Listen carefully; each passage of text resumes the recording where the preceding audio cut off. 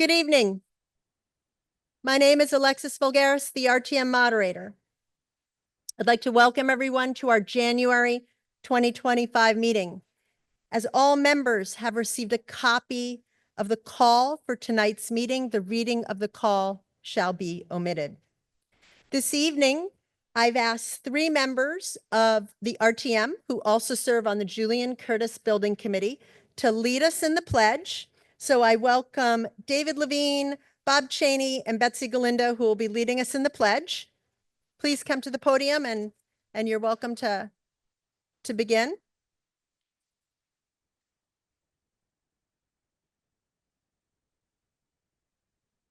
All right. I pledge allegiance to the flag, of the United States of America, and to the republic for which it stands, one nation, under God, indivisible, with liberty and justice for all. Thank you very much.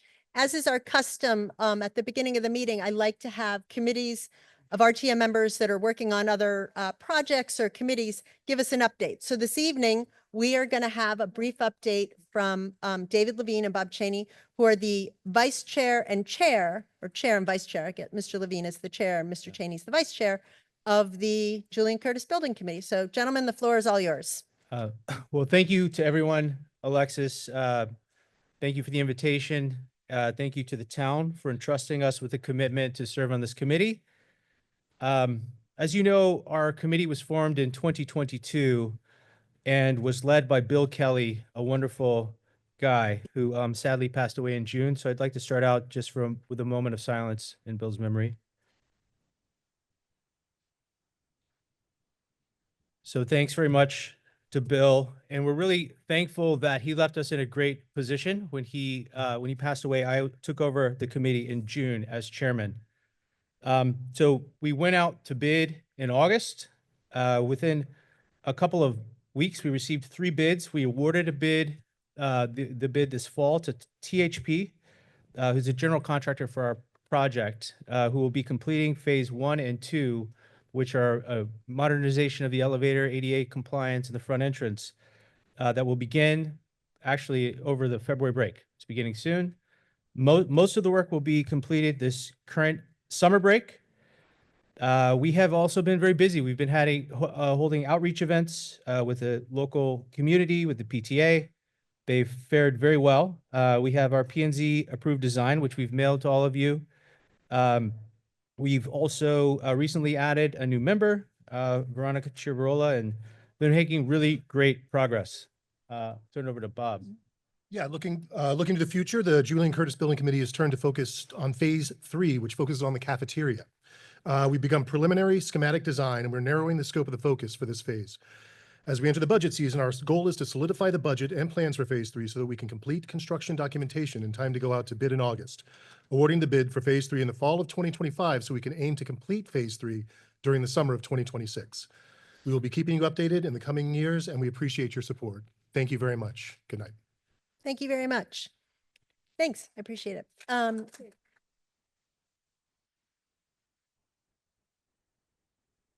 Next, I'd like to recognize James Waters, Chairman of the Budget Overview Committee, who is going to be providing us with some information about the Eastern Greenwich Civic Center update from the BOC's point of view.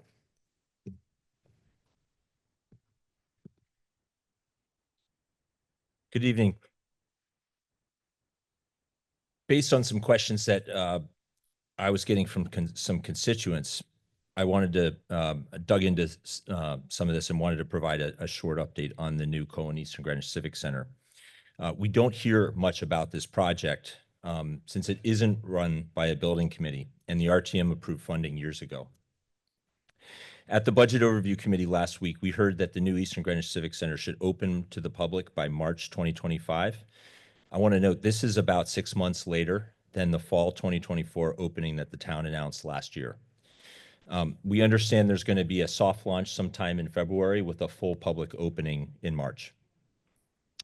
Since I know some of you may be news to some people, what we learned is that it appears that we learned about delays in the project sometime last spring. when long lead items arrived and work on the gym floor couldn't be scheduled over the summer due to contractor availability.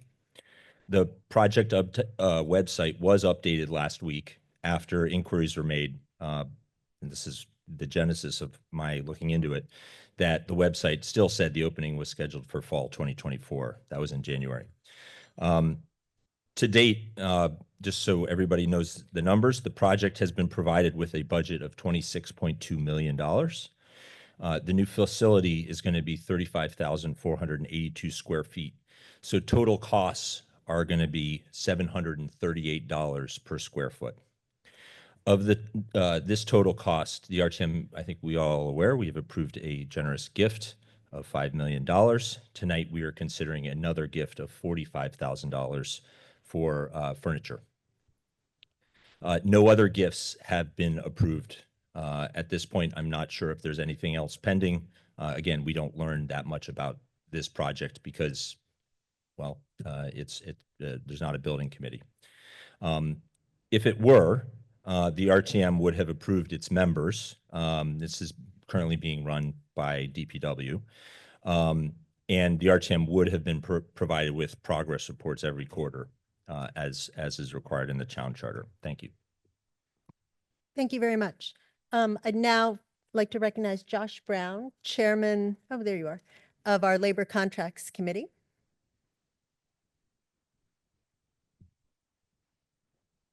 Madam Moderator and guests and members. I want to raise for two things. One is we still have room on labor contracts for a couple of people. So if you're interested, very much reach out. We're happy to explain, what we're doing, how we're doing it. And then the second thing is the committee is looking at updating the rules for the labor contracts to better document kind of what we typically are doing as part of the contract review process and engaging with the town negotiator, as well as also dealing with some unfortunate situations when we don't have enough people or we at the beginning of a term, there's always a slow start. So we're looking at trying to update the rules to address those. So just wanted to let you know, hopefully we'll be having those come forward in the not too distant future. Thank you.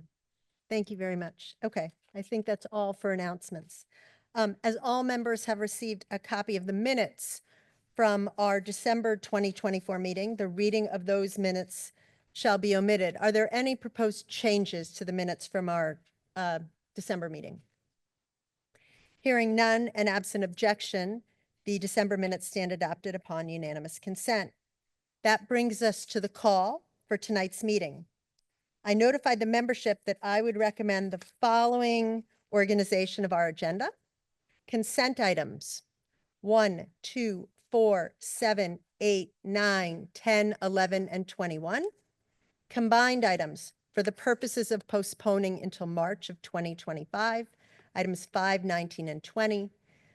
Separate items 12, 14, 15, 16, 17, and 18. Items 3, 16, and 13 have been withdrawn.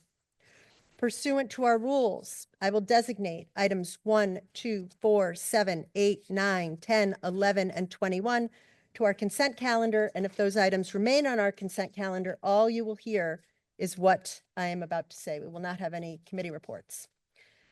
Item 1, the appointment of Jenny Larkin to be a regular member of the Historic District Commission for a term expiring October 31st, 2029. Item 2, the appointment of Russell Naiman to be appointed a regular member of the Fair Rent Commission for a term expiring July 1st, 2025. Item 4, the appointment of Niels Pennings to be appointed a alternate member of the Fair Rent Commission for a term expiring July 1st, 2026. Item number 7 is an appropriation of $19,800 known as the Reno Fire Safety Improvements. That's the Registrar of Voters. Item 8, also with the Registrar of Voters, is an appropriation of $140,800 to be identified as polling place accessibility improvements.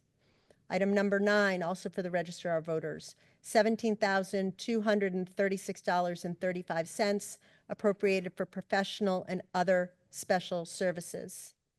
Item number 10 is a gift of $45,165 from the Parks and Recreation Foundation to the Eastern Greenwich Civic Center. Item 11 is an appropriation of $60,000 for the Nathaniel Witherell Tray Line. Where am I going after that? And I think I go to 21. And 21 is, Mr. Brown, you should feel very happy. We're getting a new labor contracts member for you, which is the appointment of Hallie Bayram to be a member of the Labor Contracts Committee for a term expiring December 31st, 2025. Are there any objections to the designation of those items on our consent calendar? Okay. Jenny, could, Hold on one second. Something's not right. I can't start the vote until I resolve something. So if you could hold on one second. okay, Jenny needs to hold the vote until, can you at least put the screen up? Because, so there's a setting that I need to turn off, otherwise it'll show the vote in real time. So after I. Why don't you just show the vote in real time for this since it's our consent calendar, okay? I think it's, and then you will have some time to work on whatever it is, okay?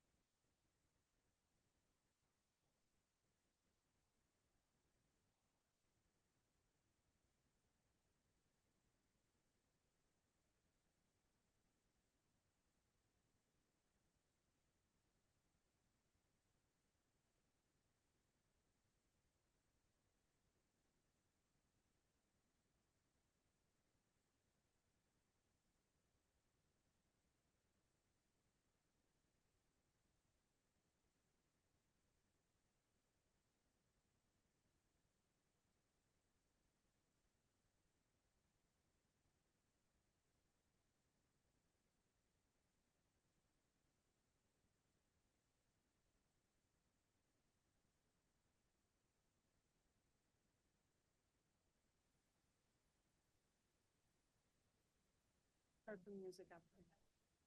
Start the vote. So I can't see what's happening over here. Okay, why don't you start the vote? Okay, you will have 1 minute to vote on the consent calendar.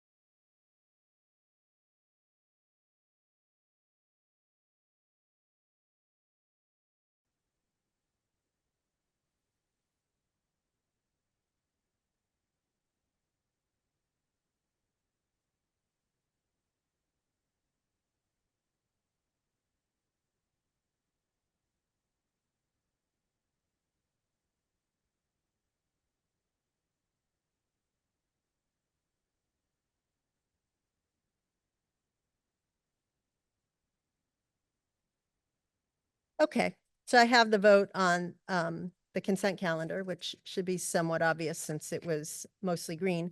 Those in favor, 192, opposed 0, abstaining 1. Those items have carried. Okay. That now brings us to the three items on the combined calendar, items 5, 9, and 20. In order to combine items, we need a motion to suspend the rules. Is there a motion to suspend the rules to combine for voting purposes, items 5, 9, and 20? Okay.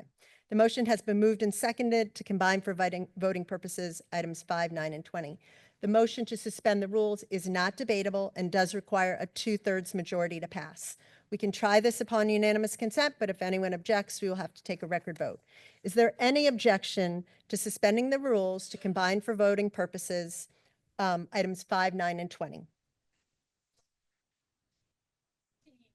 Oh. Wait a minute, what did I say, 20? Oh, 9, I'm sorry. It should be 19, I'm sorry. 5, 19, and 20. I'm sorry, thank you for correcting me.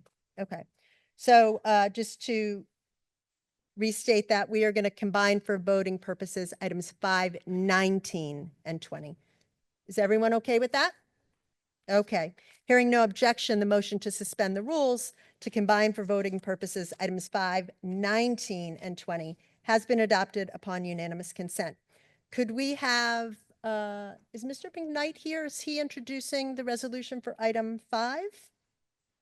He's not here. Who would like to read in item 5? Ms. Galvin, you're reading in 19 and 20. If I give you a copy of the call, would you also mind reading in item 5 and we can do them all at the same time? Okay. Kim, could you give Ms. Galvin a? Okay. Thank you. Just read in number 5 and then we'll get it before us and take it from there.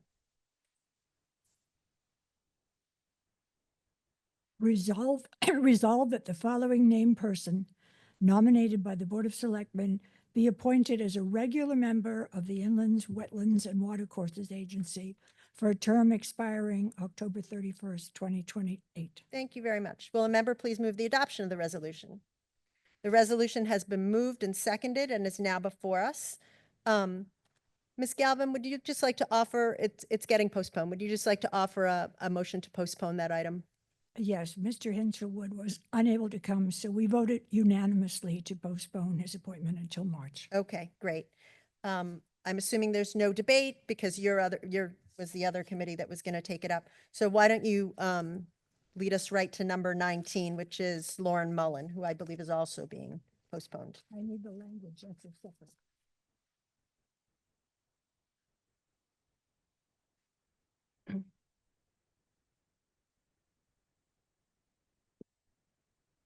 Resolved that the following person nominated to the Appointments Committee of the RTM be appointed an alternate member of the Flood and Erosion Control Board for a term expiring October 31st, 2025. Lauren Mullen. Thank you very much. Will a member please move the adoption of that resolution? The resolution has been moved and seconded and is now before us. Ms. Galvin, would you like to offer that motion to postpone? Yes, Ms. Mullen was unable to attend, so we unanimously voted to postpone her appointment until March. Great. That motion being offered on behalf of a committee does not require a second. I'm assuming there is no debate about that. Okay. Ms. Galvin, would you like to offer item 20 now? Yes, resolve that the following person nominated by the Appointments Committee of the RTM be appointed a regular member of the Flood and Erosion Control Board for a term expiring December 31st, 2028. Michael Abrahams. Thank you. Will a member please move that adoption of the resolution? Thank you. The resolution has been moved and seconded and is now before us. Ms. Galvin? And again, we voted unanimously to postpone the appointment until March. Great. That motion, again, being offered on behalf of a committee does not require a second. We can adopt these motions to postpone upon unanimous consent. If anyone objects, we can take a record vote. Is there anyone that objects to the postponement of items 5, 19, and 20 to our March 2025 meeting? Hearing none and absent objection, those motions have been adopted upon unanimous consent to postpone until March of 2025. Okay. Skipping right along, that brings us to the first of our separate items, which is item 12, which I believe is a gift of $252,000 for the Glenville Center. And we have Jim Michael, our new Director of DPW, reading that into the record for us. Thank you, Madam Moderator. Resolved that the RTM accept a gift from the Bell Point Foundation with 36 decorative light poles valued at $252,076 to be utilized for the purpose of project upgrades to the Glenville Center Neighborhood Improvement Project. Thank you. Will a member please move the adoption of the resolution? The resolution has been moved and seconded and is now before us. May we have the committee reports that considered this item, beginning with James Waters of the Budget Overview Committee.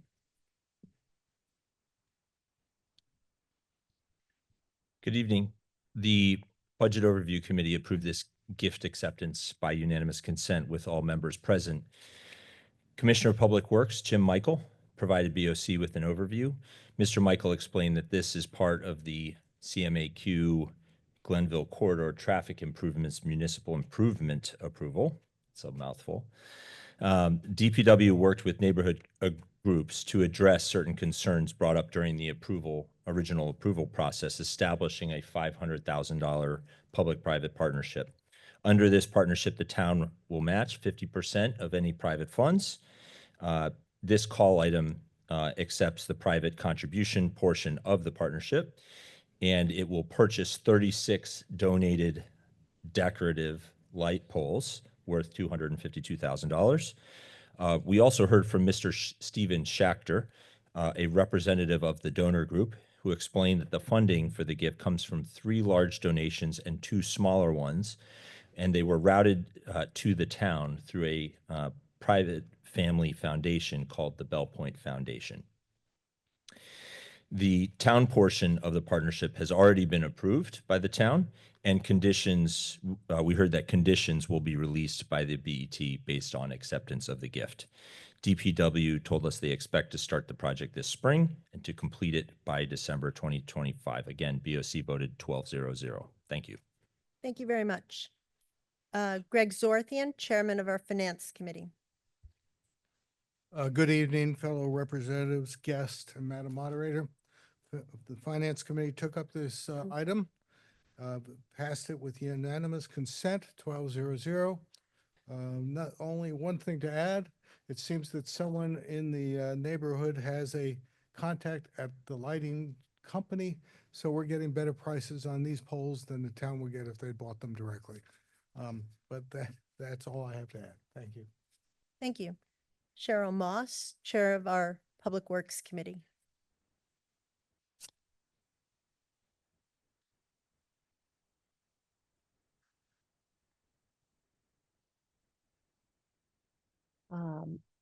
We also voted on this item and discussed it. There's really nothing to add from the other 2 reports.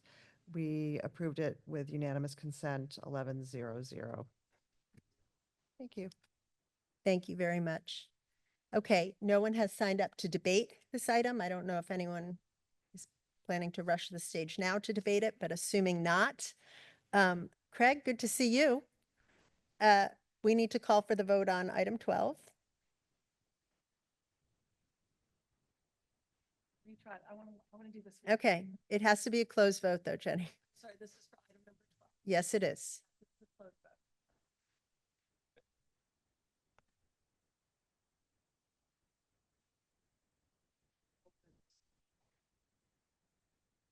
What?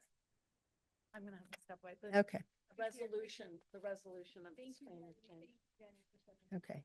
Craig is going to get comfy in his seat after having watched his daughter at the high school readers challenge, and she won. So that is a encouraging thing. So he's gonna, I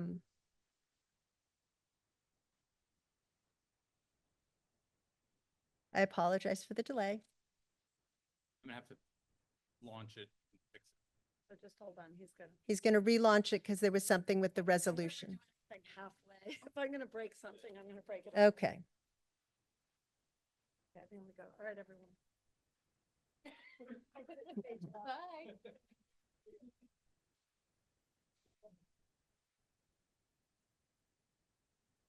Craig, can you save us? Because I'm gonna have a panic attack. You know how I like order. This is giving me hives.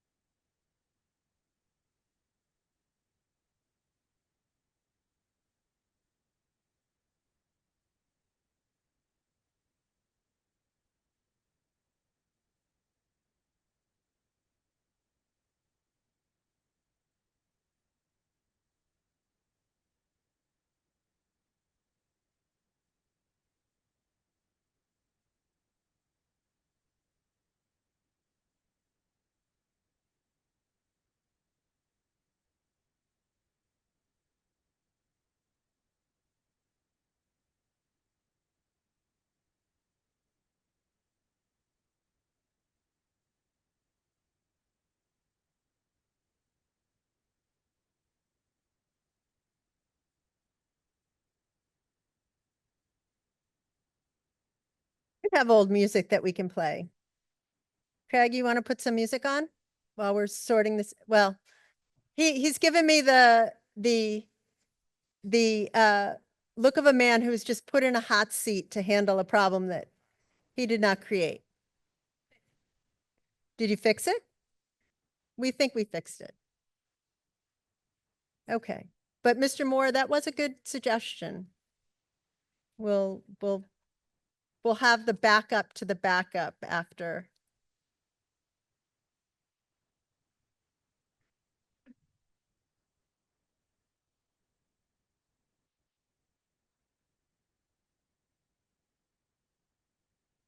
And I appreciate everybody being very patient.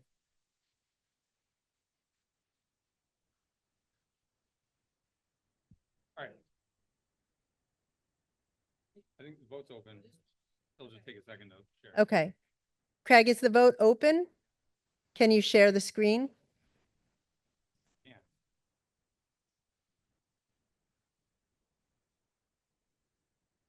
But it is open. Okay. Allegedly, No, the vote is open, but apparently now we can't share this. the vote if I share it. Yeah, I know. We saw it the last time. No, when- no.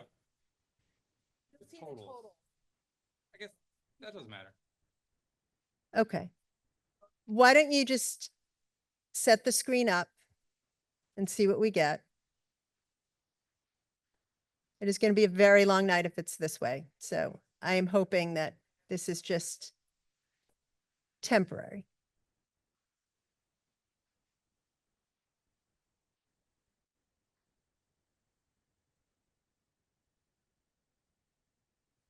Okay. Yay. Okay. I just don't have the timer. Where's the timer? I'll have it for the next. All right. So play the music and then we will give you some period of time to cast your vote. I can't see anything. Okay. So if you want to cast your vote, it's open, correct? Right? You've got 120 people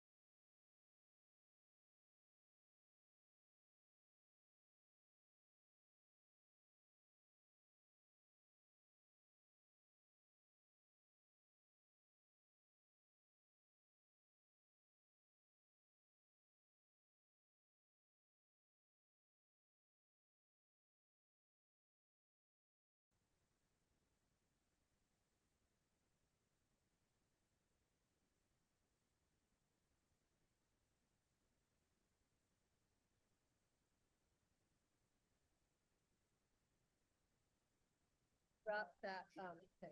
Hang on. Okay, after all of that, we have the vote on item 12. Those in favor, 193, opposed 1, abstaining 0. That item has carried. Craig, could you please show the vote? Oh, I'm sorry, 194. I misread it. Right? Total votes. Oh, sorry. I don't like that total vote thing right there. All right, 193 to 1 to 0. Okay. That brings us to item 14, which is a $120,000 appropriation for elevators at Greenwich Library. Who is reading that into the record? Don't all rush at once. All right. Who's taking this item up? We can just have a chair read it in. It's either going to be BOC, Education, or Finance. Mr. Rubin is on Zoom, so either Greg or Mr. Waters, are you going to read that in for us? That would do me a solid and do that for us, please. Mr. Waters is right there. Item 14, correct? Yep.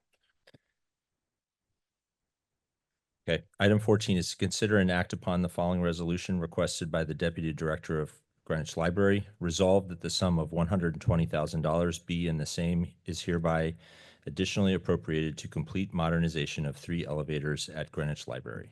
Perfect. Thank you very much. Will a member please move the adoption of the resolution? The resolution has been moved and seconded and is now before us. May we have the reports from the committees that considered this item? We have Greg Zorthian, Chair of our Finance Committee. The Finance Committee took up this item, which we met with Joe Williams, head of the library, and Kate Sobolova, who is working on managing this project. This project had come before us at another time. We had authorized it. The bids have come in and they were higher than the initial authorization. So they've come back to ask us to authorize the difference from what we previously authorized and what the bids are. This includes a 10% contingency, I believe. The item passed the Finance Committee on a 12-0 vote. Thank you. Craig, can you unmute Mr. Rubin, who is the Education Chair, who's online, and he's going to deliver his report from there?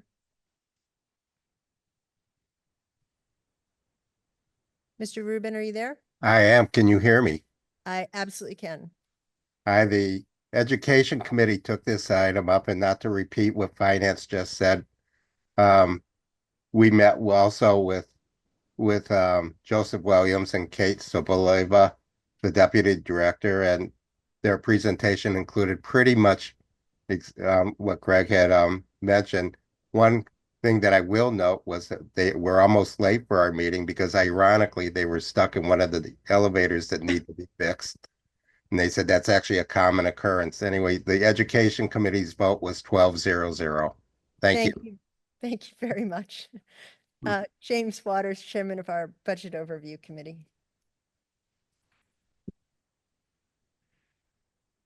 I will not repeat information already said. Similar guests who explained this. BOC approved this interim appropriation by unanimous consent with all members present. The one thing I would add is the project is expected to take 6 months to complete and start late spring of this year. Thank you. Thank you very much. No one has signed up to speak on this item. So Craig, I would ask that you prepare the vote for item 14.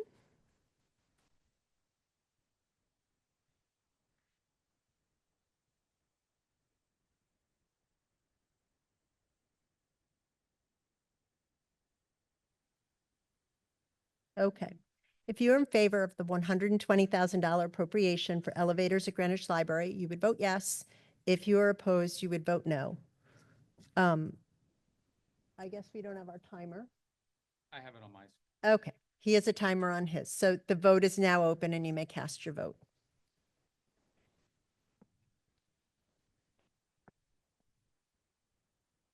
It's open.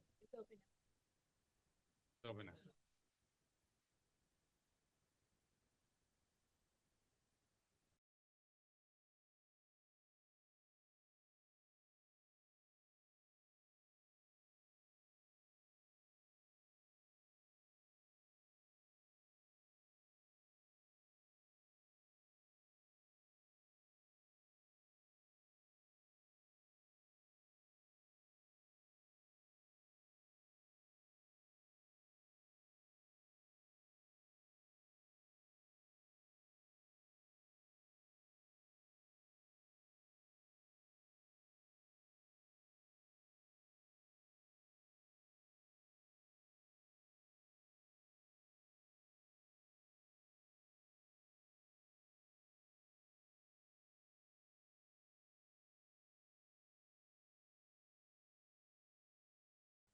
Has everyone voted who would like to vote? Okay. Craig, could you please close the vote?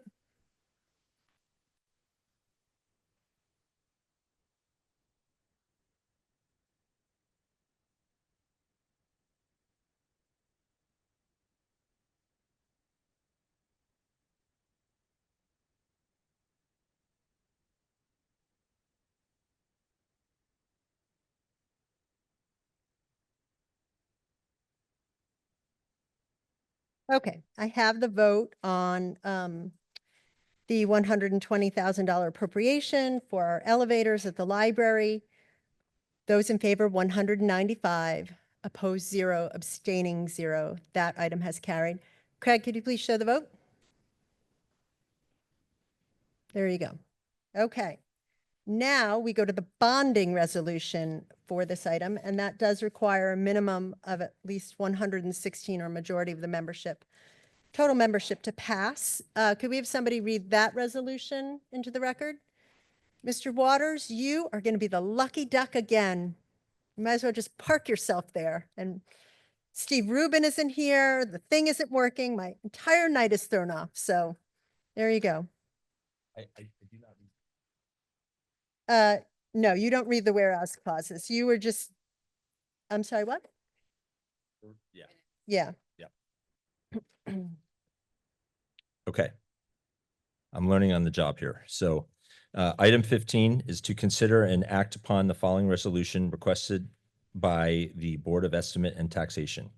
A resolution authorizing the issuance of $120,000 bonds of the town to meet a portion of an additional appropriation for the Greenwich Library Elevator Project for fiscal year 2024-2025, and pending the issuance thereof, the making of temporary borrowing for such purpose. Terrific. Thank you very much. Will a member please move the adoption of the resolution? The resolution has been moved and seconded and is now before us. May we have the reports from the committees that considered this? Mr. Bergweger, would you like to go first since your committee only takes up the bonding resolution and not the actual appropriation that we heard from the other committees for?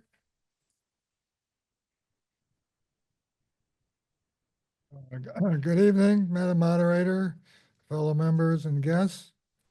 We took this item up last Monday. All members except District 3 were present.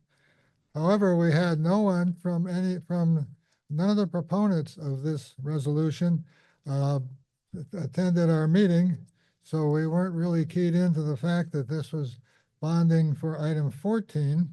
Instead, we asked, why is there bonding for such a small amount? And the member, District 11, explained that the comptroller can issue bonds as needed, and the master bonding incorporates additional expenses such as this. We also noted a scrivener's error in the second line of the resolution, where the third word should be of. There should be an of inserted there, but we didn't make a motion on that. We voted 11-0-0 on legal order and merits with District 3 absent. Thank you very much. Who's down there? Mr. Zorthian, are you going to go? Greg Zorthian, Chairman of our Finance Committee. Good evening. I'm going to get my steps in tonight. The Finance Committee took this up. The vote on finance with little, we were joined by the head of the BET, Harry Fisher, and Pete Minarski, the controller, who gave us a general tutorial on the bonding and the issues surrounding that. We took this up. The vote was 10-0-2. There were 2 abstentions. District 7 abstained because the delegate felt this was too small an amount. District 10 abstained because he felt that we needed to be better at our capital finance budgeting before he would support interims. Thank you very much. Mr. Waters, would you like to go? And then we'll follow it up. Final speaker will be Steve Rubin, who's on the phone. James Waters, Chair of our BOC. BOC approved this bonding resolution by unanimous consent with all members present. We also heard from the town controller, Peter Minarski. The only points I would make is that this item is related to previous bonding resolutions approved, that the RTM approved in the FY 24-25 budget. We heard the same thing about the associated bonding resolutions being bundled together, and the ultimate amount borrowed determined by the town in January. So just make sure that's clear. Nobody here tonight is actually borrowing. We're not authorized. We're not borrowing money ourselves. We're authoring the future decision that by the town. Mr. Mynarski mentioned that not all projects are borrowed up to 100% of the authorization, even if the bonding resolution exists. And that smaller projects can be bonded. As an example, 41 resolutions that were bundled together in the FY 24-25 budget, 30 were for amounts less than $1 million. Again, BOC voted 12-0-0. Thank you. Craig, could you unmute Mr. Rubin, who's going to give us our education report? Mr. Rubin, are you there? I am here. Terrific. Education Committee took this up and our vote was 12-0-0. Thank you very much. Okay, no one has signed up to debate item 15. Craig, could you please prepare the vote for item 15, the bonding resolution?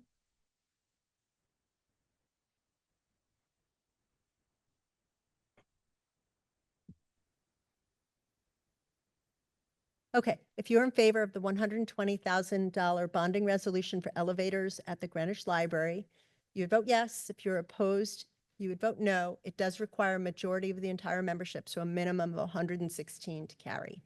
The vote is now open. Or Craig, could you open the vote? I jumped the gun. I was so optimistic. I can't even see. It's like the Wizard of Oz, you know, behind the curtain.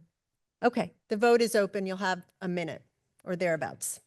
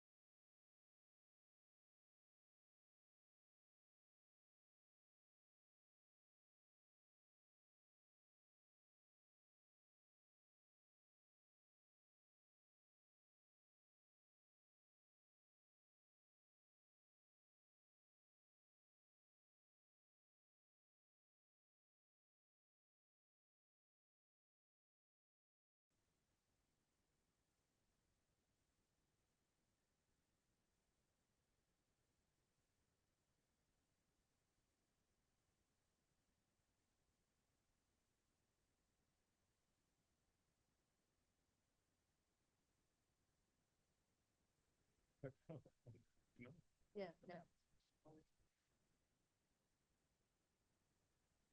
Okay, the vote on item 15, the bonding resolution, those in favor for the library, $120,000. Those in favor, 169, opposed 16, abstaining 13. That item has carried. Craig, could you please show the vote? Okay, we'll leave that up for a second. Now we are going to item 16, Mr. Waters again, which is an appropriation for the Old Greenwich School.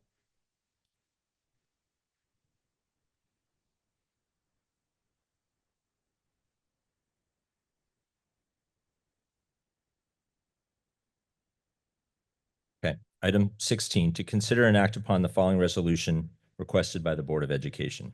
Resolved that the sum of $1,965,000 be in the same is hereby appropriated to be added to the following account, 680-956 25352 and to be known as Old Greenwich Expansion Renovation. Thank you. Will a member please move the adoption of the resolution? The resolution has been moved and seconded and is now before us. May we have the reports from the committees that considered this? Sure, why not? James Waters, Chairman of the Budget Overview Committee. Okay. The Budget Overview Committee voted 12-0-0 to approve this interim appropriation. In my capacity as the Old Greenwich School Building Committee Chair, I did see the chair of BOC during this discussion. I provided an overview of the item to BOC. I reminded the BOC this interim was expected to come up given the original appropriation for the OGS renovation did not include an appropriate owner's contingency since the BET did not fully fund the design development estimate in the FY 24-25 budget. The appropriation will increase the project's owner contingency from 2% to 7%, which is part of the state's review of the project. State review is required prior to taking the project out to bid. I told the BOC that the 100% construction documents have been completed, the state's review is ongoing, and the project is expected to go out to bid next month. The Old Greenwich School Building Committee will solidify the state reimbursement amount in the coming weeks. The most recent project estimate provided by the Building Committee's construction manager estimated state reimbursement at $7.5 to $8 million, which is approximately 17% of project costs. The construction phasing plan has been completed, and I provided BOC an update on the safety measures that will be taken to ensure the construction and abatement activities keep the kids safe and protect the learning environment. The phasing plan was briefed to the OGS community, including parents, staff, and neighbors in October. Construction is on track to start in summer 2025, assuming timely approval of the interim appropriation. And finally, since it's relevant this month, I did discuss with the BOC that the Old Greenwich School MI was referred to the RTM in December 2023. At that point, I did send a detailed fact sheet to the RTM, which had included analysis of other options considered and included detailed professional cost estimates. All neighborhood feedback had already been incorporated. The RTM committees unanimously at that time recommended the Old Greenwich School MI, and it passed the RTM overwhelmingly by a vote of 126-4 with 2 abstentions. Finally, I told the BOC that they can read the most recent quarterly report on the building committee, which was sent to the RTM last week. Thank you. Thank you.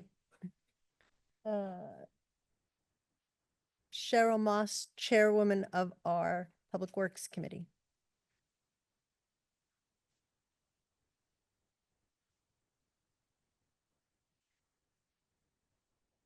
Sorry, that's my top speed.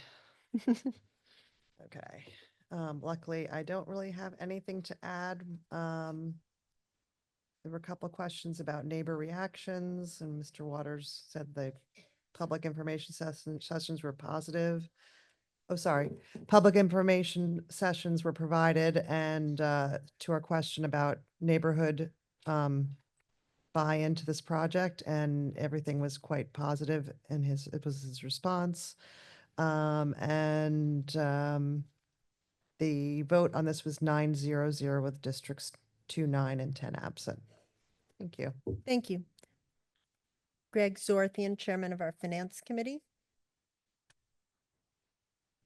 Finance took this up and pretty much in line with what was said at the BOC. A couple of things though.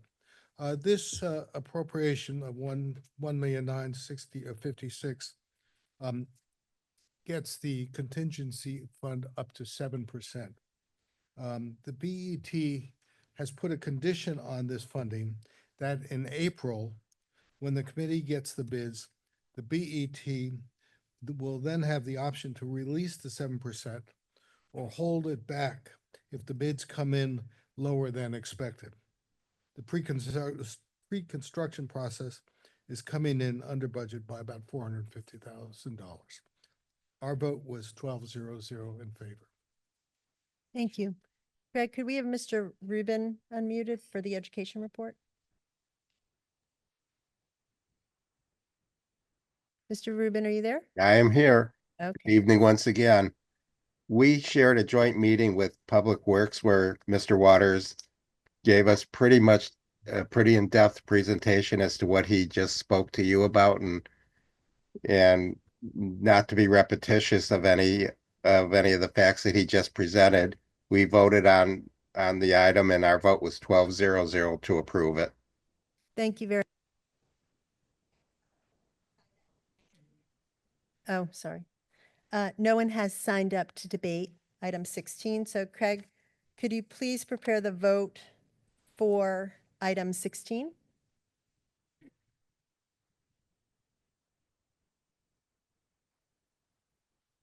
Okay. Item 16, it's an appropriation of $1,965,000 for the Old Greenwich School renovation. If you are in favor of this appropriation, you would vote yes. If you are opposed, you would vote no. Craig, could you open the vote? Maybe it is open. See? Okay. Is it open? No. Okay, apparently now it's open. There you go.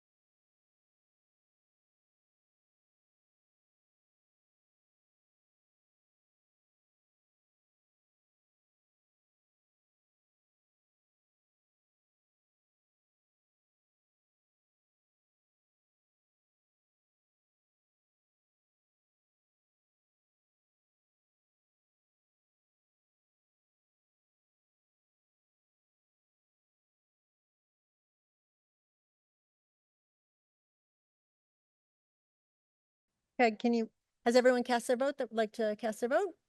Okay, Craig, could you please close the voting window?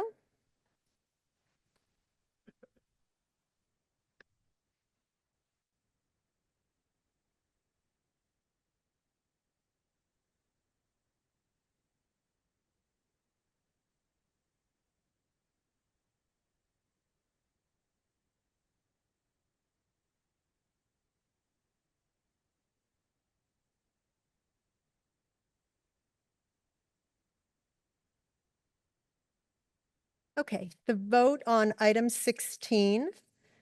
Those in favor, 197, opposed 3, abstaining 1. That item has carried. Craig, could you please show the vote? Okay. And then that now brings us to item 17, which is the bonding resolution for that appropriation. Why don't you just, Mr. Waters? You can.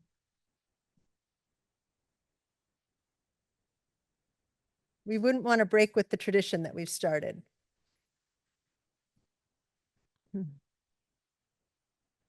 I did get some cliff notes from Ms. Spezzano. Thank you. Item 17, to consider and act upon the following resolution requested by the Board of Estimate and Taxation.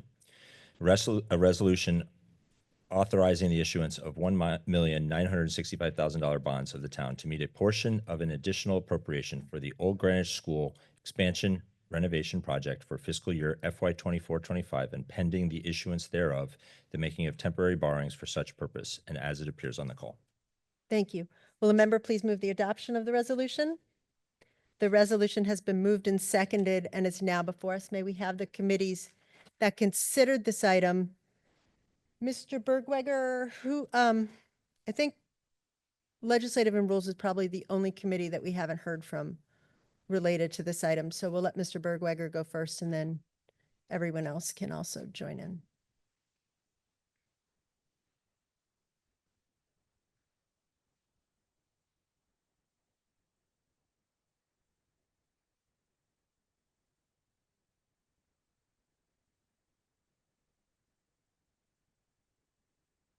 Again, legislative rules took this up on Monday evening. Districts 3 and 10 were absent. We did not have any of the proponents in attendance.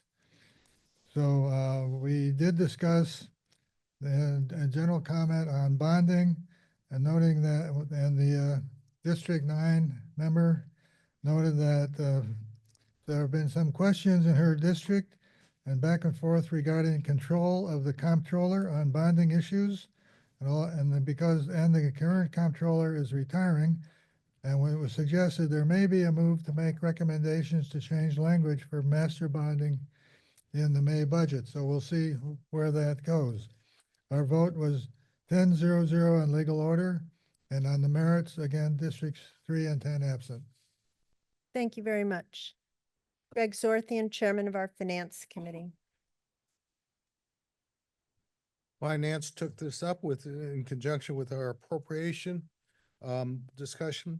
We had Pete Minarski, the controller, take us through the reasons for the bonding. He came to discuss why bonding is required for this item, taking the size of the appropriation over $1 million, from taking the size over $1 million from the general fund, which is cash, is not a preferred method of funding.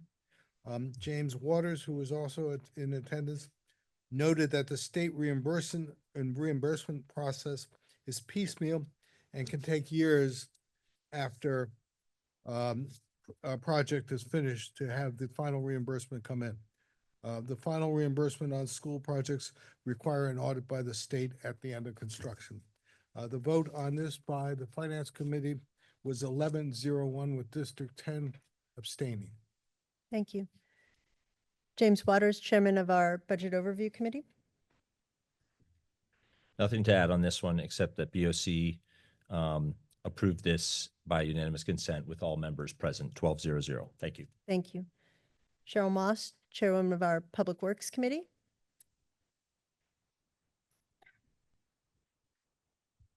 Public Works also approved this by unanimous consent, 9-0-0. Thank you. And Craig, could you unmute Mr. Rubin, who is on the phone with us? Mr. Rubin, you should be Yes. unmuted. Education took this up and we approved it 11-0-1. Thank you very much. Okay. No one has signed up to debate the bonding resolution for this item.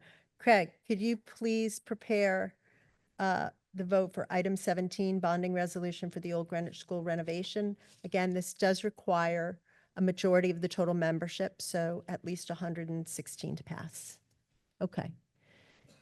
If you are in favor of this, you would vote yes. If you are opposed, you would vote no. Craig, could you open the vote?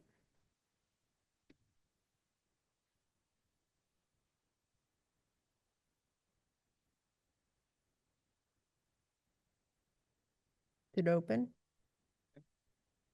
I think it's open. Okay. You have a minute to cast your vote.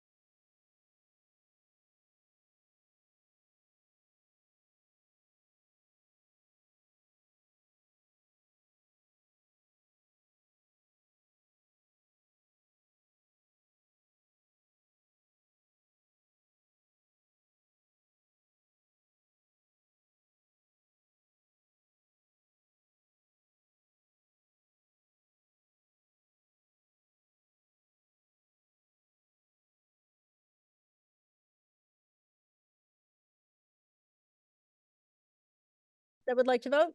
Okay. Craig, could you please close the vote?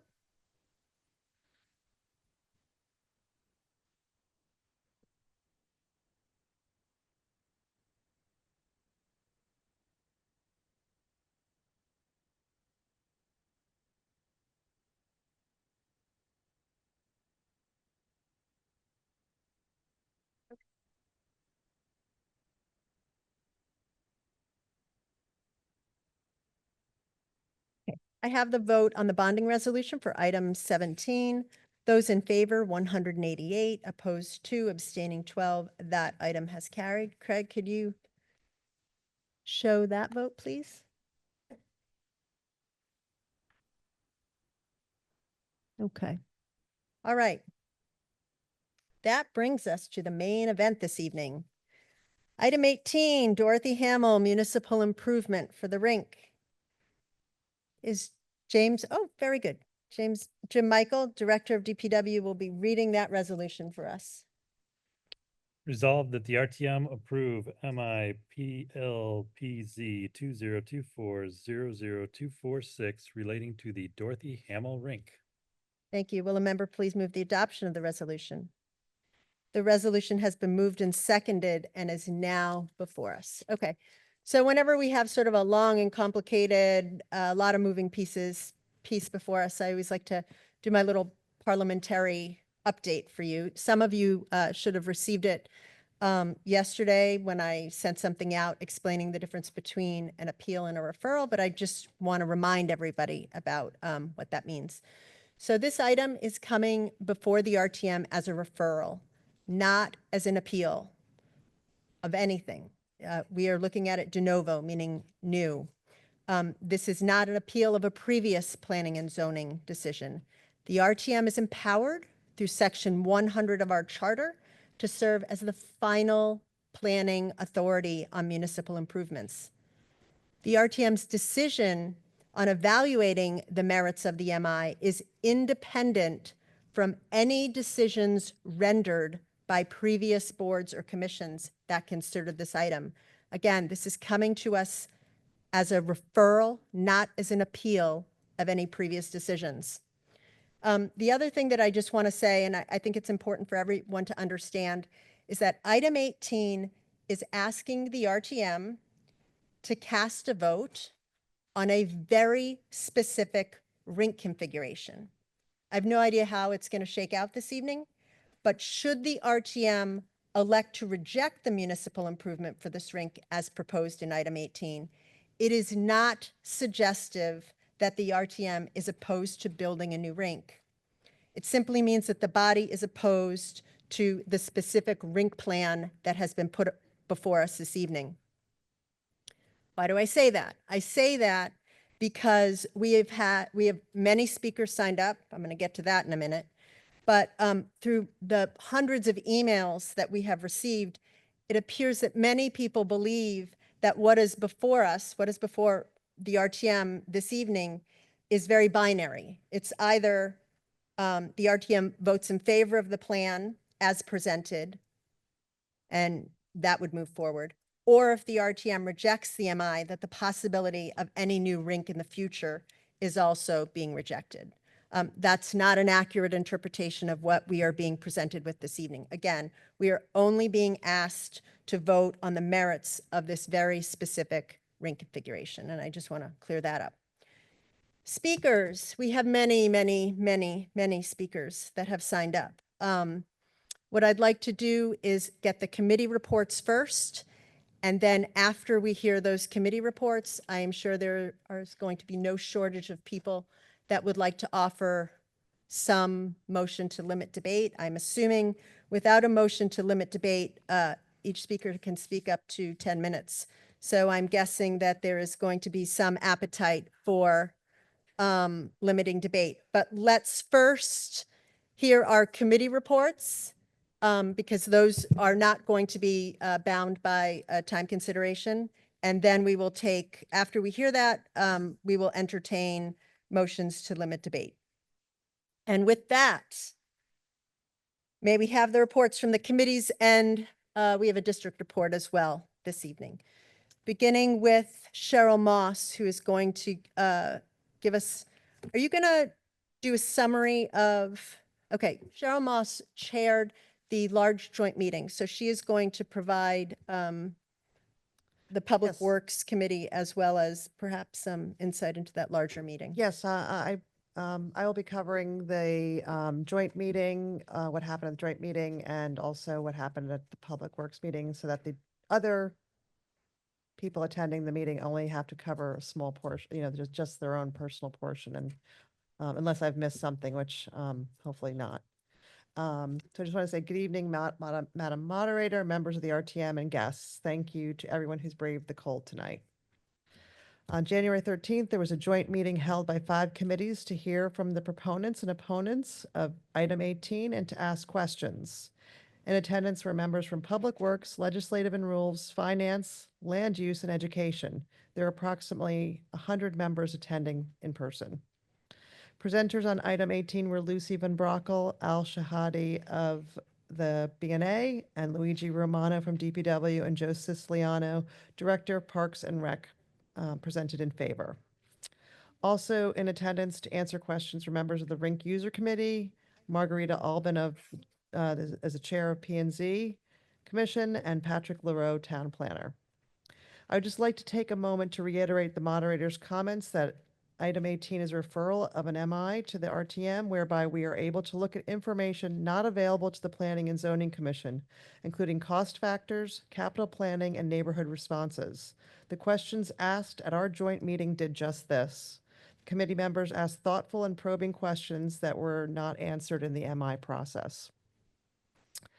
Both parties were given 8 minutes for their presentations, and questions were answered by both parties, and I will summarize these responses.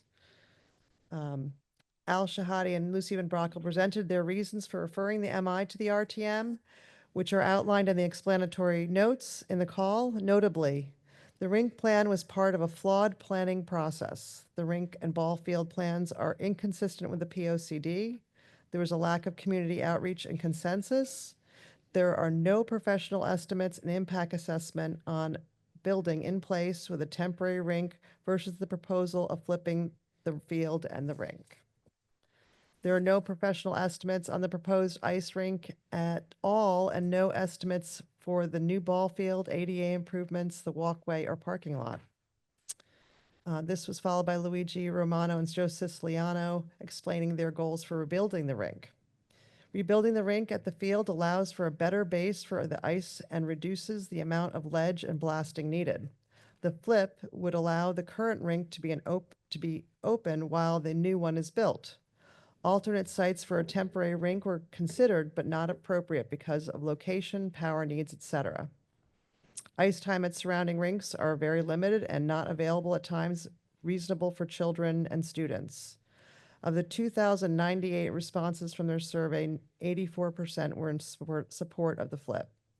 Numerous meetings have been held at which the public was invited to, 26 rink committee meetings, also P&Z Commission and Board of Selectmen meetings. They mentioned the POCD is not designed to prohibit change. We moved on to questions which were answered by both parties. Was traffic study done? Yes, but the timing of the study was brought into question. Is there more parking? No. Parking spaces were determined by a study of peak varsity games with overflow parking available at Western Middle School. The rink will have fewer spectator seats. There was no mention of the extended rink operating hours and months and how that would affect parking needs. There will be less parking overall. Was the current parking lot and rink considered for a swap? No, because the parking lot has a current MI which precludes that option. Was ADA accessibility included? Oh, sorry, excuse me, what ADA accessibility is included? By relocating the rink to the field, more gradual slopes to the entrances make ADA easier instead of the 6-foot elevation difference at the rink's current location. There's no proposal to include ADA access to the field and rink for McKinney Terrace, where elderly and disabled residents have to negotiate old stone stairs with no railings. What are major differences between this proposal and previous requests to the RTM? Previous requests were for design funding. Rink Committee and DPW and Parks and Rec used the pre-application P&Z process as a vetting process to improve design, increase green space, and include passive recreation. Why is there no concession stand? No current concession vendors for over 5 years in the current rink due to no bids by food vendors. The idea is for food trucks to come for the new rink and allow food in the building. This was questioned as the new rink should attract new vendors and rink users won't want to stay in line out in the cold waiting for a coffee or hot chocolate. Why was there no community input? A discussion ensued of how rink committee notices were posted and whether items were voted on before or after voting occurred. Other public hearings included the presentation before the Board of Selectmen and P&Z Commission. Opponents of the plan wished that there was an open public meeting in the evening versus a public session during working hours at the aforementioned meetings. Luigi Romano did comment that he was interviewed by BNA and presented to the BNA. Are 4 locker rooms really necessary? According to Mr. Duffy, coach of varsity hockey, this is the bare minimum. Also, they need a room for referees to change. This allows maximum use of ice time. Will the landscaping budget be cut if the rink runs over budget? They can set aside these funds separately as they are doing at CMS, according to Joe Siciliano. Has anyone quantified the amount of money buying ice time outside the town will cost? There were not appropriate ice times or enough to cover for all needs. Cost of a temporary rink was roughly estimated at $1 million per year. The new rink at Stamford Greenwich border for the Greenwich Skating Club will not be available as the club said they need all the rink time they can get and still need our rink time as well. Why was the rink user committee not RTM approved? It is an advisory committee from the first selectman. As per our town charter, only Board of Ed improvements require a building committee. Has environmental testing been done on the soil? Yes, 96 samples were taken, only arsenic found, which is common. They said they included money in their estimate for some soil removal, but there were questions about the company that did the testing as they are currently being investigated for fraudulent results given for soil testing in Fairfield. How did they come to their cost estimate? The cost of the Cohen Eastern Civic Center was approximately $700 per square foot versus the estimate for the rink at $600 per square foot. It was explained as a less expensive design with roof rafters cited as one of their reasons. What is the projected completion of the rink if we approve current MI? Fiscal year 2028, and if it is rejected, they will have to go back to P&Z and also get more design funding, maybe 2030. We concluded our joint meeting and moved into our respective committee rooms to discuss and vote. Let's see. Our discussion was held about the lack of professional cost estimates. There was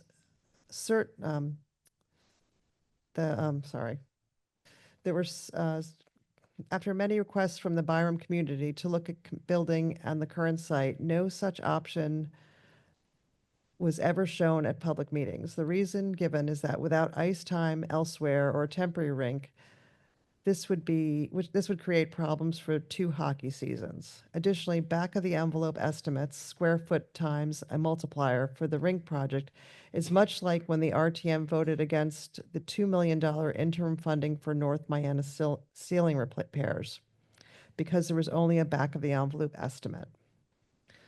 Some committee members had been to all the rink committee meetings and said that public comment was only allowed after the voting by the user committee had been completed. Concerns were raised about the timing of the traffic study and about increase in traffic and wanting to keep the field as it is. There was a discussion on the possibility of asking Stamford's public rink for more ice time. One member said they called and were told they would be able to accommodate some time there. It was then largely discussed the disappointment that we were being put in a situation whereby it looks like we are voting no on a woefully inadequate plan that means we don't want a new rink. All members agreed we desperately need a new rink and hoped that a better plan would be in the works quickly. Our vote was 1-9-0 with districts 2 and 9 absent. District 5 voted yes, emphasizing the need to represent all the members of the town, including skaters, hockey players, and their families. 9 votes against were for the previously stated reasons and the need for community support and less urgency and a desire to keep the rink where it is. The committee strongly felt we need more information on options and costs. We can't write a blank check on this project. Maybe we need a building committee like we do for school projects.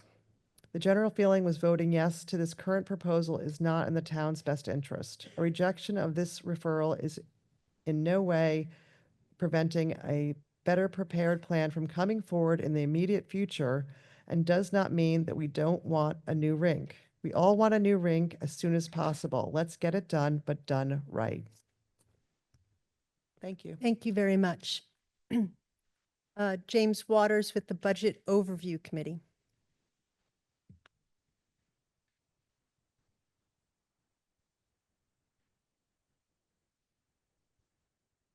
Okay. The Budget Overview Committee voted to reject the municipal improvement for the Dorothy Hamill Rink proposal. BOC spent 2 hours hearing all sides of the debate. This term, I think many of you are aware, BOC is focused on improving the town's capital planning process. We've provided the first selectman with a number of recommendations, like the need for better oversight for major capital projects, having better cost numbers, and greater transparency with town bodies and the public during the feasibility and execution stage. We've regularly briefed the RTM that this process needs improvement. To date, we have not seen improvement. Unfortunately, this project appears to be a case study for the problem. BOC noted that there is no building committee as oversight. Project scope was created by the Rink User Committee, whose members were appointed by the first selectman. These members were not approved by the RTM and did not include traditional skill sets like construction, land use, finance, legal, and public relations backgrounds as we see on a building committee.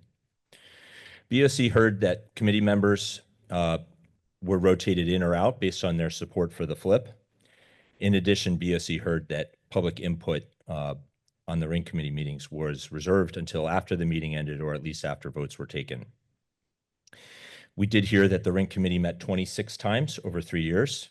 I did remind the BOC that the Old Greenwich School Building Committee is on pace to meet 150 times over 3 years. BOC was unclear who's making sure the work is thorough or responsive, given the gaps that were discussed in our meeting. Last year, the BOC asked me to meet with the first selectman to encourage better oversight for this project. I did so, but no action was taken. BOC discussed the consideration of alternate sites. Mr. Drake of the Rink Committee provided a list of 7 sites outside Morlow Park and said none worked because he needed 5 contiguous acres. Mr. Romano, the DPW, said that more like 3 to 4 acres are required, an acre for a rink, an acre for parking, and 1 to 2 acres for setbacks. After discussion, BOC concluded that the consideration had not been thorough, given the rink would have fit many of the sites mentioned, especially if parking were adjacent. BOC members recommended additional evaluation of reusing the existing locations. The existing location, attendees only cited ice time as to why the current location couldn't be reused. Other factors to include cost estimates for a temporary rink or sharing neighborhood rinks were not provided. In addition, BOC noted that there does not appear to be a credible cost estimate for the project, much like Public Works heard. The Rink Committee has been working for 4 years, and I don't believe has provided a professional estimate to this point. I should tell you that the Old Greenwich project produced a cost estimate from 2 estimators who are professionals. That is what cost estimating is, what they do within 6 months of formation. During consideration of the Old Greenwich MI last year, I know RTM members asked many good questions on project costs, and I provided that data. The $24 million figure for this project is based on a 40,000 square foot facility multiplied by $600 a square foot. This does come from an architect rather than a professional cost estimator. It doesn't include solar panels or costs for revamping the entire park, and the costs cited are outdated. The Central Middle School project, which similarly involves revamping an entire site and has neighbor support, will cost nearly $1,000 per square foot. The new Civic Center, which I briefed you on at the beginning of this meeting, and was bid years ago before the significant construction escalations and involving less site work, will cost $738 a square foot. If the Hamel costs approach those of Central plus inflation, this would cost the town $40 million or more. BOC didn't understand why a reasonable cost estimate was not done, which is typically a key step before MI. The past 4 years, including last term, BOC has recommended cutting design funding for this project 3 times, citing the need for MI before drawings are advanced. In every case, the RTM agreed. To date, the project has spent nearly $400,000 on a basic plan and initial diligence. No funds were spent on a cost estimate, which cost $20,000. The Rink Committee used the funds to design its preferred plan. BSC was concerned that these issues would continue if the project attempts to comply with the PSCD and meet the extensive final site plan conditions. The full project cost may not be known till later. Oversight issues will continue, and $1.2 million in design funding will be requested in the FY 25-26 budget. This will design the flip and not be transferable to another plan if the final site plan conditions are not met. If MI is approved, full construction funding could be sought at any time as per the town attorney's guidance. BOC's vote on this was 2-7-3. Voting no were districts 1, 3, 5, 8, 9, 10, and 12. Abstaining were 2, 4, and 6. Members expressed their strong support for the rink, but concluded that mismanagement of the project had left too many outstanding questions. Members said they couldn't recall the RTM ever approving an MI for a project that did not include a real cost estimate. Thank you. Thank you very much. Dan Quigley with the report from our Land Use Committee. Thank you, Madam Moderator. Fellow RTM members, just in case anyone was wondering, Battle of the Books was tonight at GHS. Coscop School wins. They won, and there was a big playoff. Three schools were tied. JC, District 1 home team, highest finish ever, 4th place. But it was really awesome. The kids did a great job. It was a great boisterous crowd. We had pom-poms and noise. It was very cool. Land Use Committee report is a little bit shorter. I mean, a lot of the points that were pertinent have been touched on by the previous speakers. We obviously had the joint meeting, which Cheryl did a great job of chairing, and I was really pleased at the back and forth and the give and take, and the fact everyone was very, very respectful. It was a really, really great RTM joint meeting with a bunch of different committees on a complex issue, and I think that bodes well for us going forward. We reconvened after the joint meeting, and we deliberated this. We had Margarita Albin, and Nick Macri from Planning and Zoning, as well as Ann Jones Dawson, who's an alternate who used to be on land use. We voted 4-5-1 against. One member was absent. Another person could not get back on the Zoom call to vote. District 1, me, felt it would be worth the extra time to get this plan right. I'll speak about that later. District 2 felt there'd been a lack of transparency throughout the planning phase. District 4 felt we needed more information to make a decision. And districts 8 and 11 felt that there were better options that could be made available than the one that was chosen. It's a complex issue. A lot of people had really good points. Both sides had good points, and we had a very healthy deliberation after the joint meeting, but our vote was 4-5-1 against. Thank you. Thank you very much. Greg Zorthian, Chairman of our Finance Committee.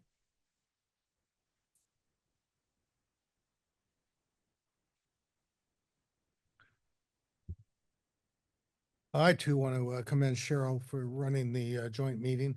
There was 5 committees over well over 100 people, and it does show that the RTM can work when it puts its mind to it.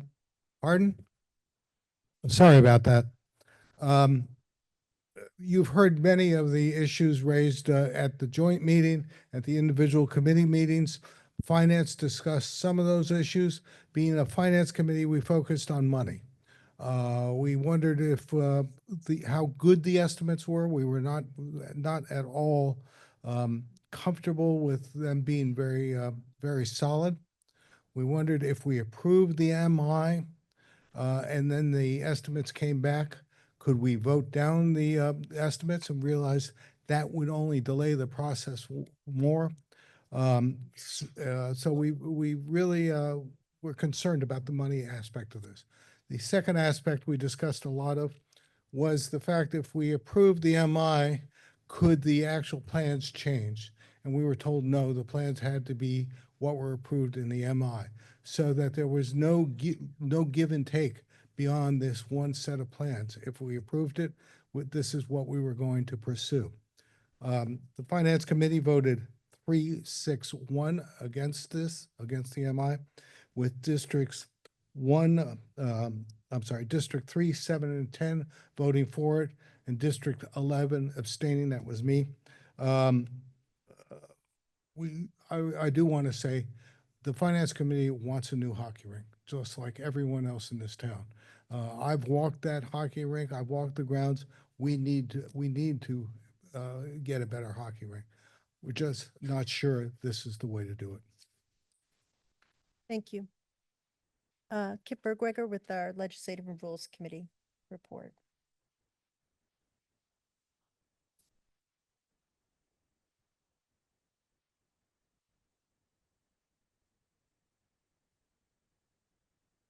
The Legislative and Rules took this item up first before the joint session, and we focused more on legal order. We had a discussion about municipal improvements. As the moderators mentioned, this is a referral, not an appeal, and we can take a de novo approach and look at items that the Planning and Zoning Commission were not able to do that. Some committee members expressed concern that a costly, impactful project, which should have required an RTM elected committee such as those used for school projects, which is required by our charter, but we didn't have that, and so we had a committee that was questionable in the discussions that followed. After the joint meeting, which at this point I will say Cheryl did a great job, and she really did a great job tonight summarizing what was discussed then. When we came back to our separate meeting, we were joined by Laura McGeechee, Assistant Town Attorney, Bill Drake, Chair of the Rink User Committee, and Liz Eckert, a resident of District 4, and a member of the Byram Neighborhood Association and the Rink User Committee. District 7 noted that there were new rinks being built in the area at Brunswick and another between Old Greenwich and Stamford, which might lead to more rink time. Committee members queried if the MI is rejected, would it be possible to put in place a committee as was done for Cardinal Stadium? And we were concluded that this, as it's currently set up, would be promoted by or appointed by the First Selectman's office. But it was suggested that we might adopt this summer to express concern for lack of a more diverse and comprehensive committee. The Assistant Town Attorney, Laura McGeechee, opined that the item is in legal order, based on the town charter. And if we reject this MI, it just goes back to square one, which is i.e. the committee putting together a program and sending it back to P&Z. Mr. Drake commented he's been the chair of the Rink User Committee for 4 years, and then every one of the objections that the Byram Neighborhood Association has raised were accepted or adopted by the Rink Committee or by the Department of Public Works and the Parks and Recreation. Mr. Drake said have done a great job. However, Ms. Eckert refuted Mr. Drake's list of 10 of objections and reasserted that District 4 residents support building the rink in the same place and that the flip is the problem. And although ice time is hard to get, the skating programs in town will not fall apart. There's just too much invested in skating here. We voted 9-0-0 on legal order and 0-5-4 on the merits, with districts 4, 5, 6, 7, and 12 voting no, and districts 1, 2, 8, and 9 abstaining.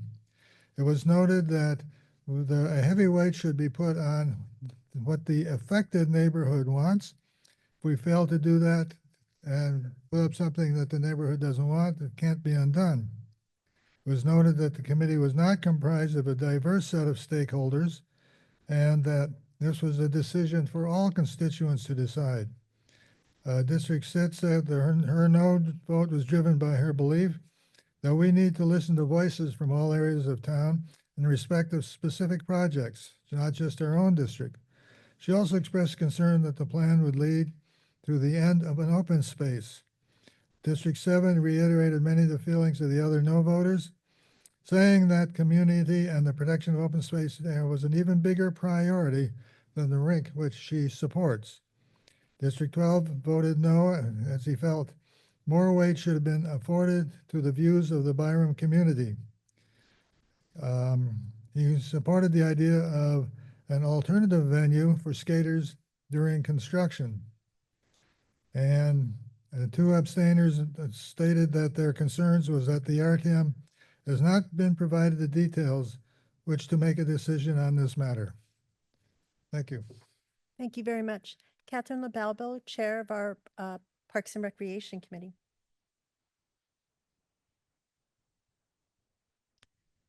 Good evening, Madam Moderator, members of the RTM. It says something that after a 3-hour meeting from the joint committees, your Park and Rec committees, which some members attended that joint meeting, chose to convene the following night for another 3 hours.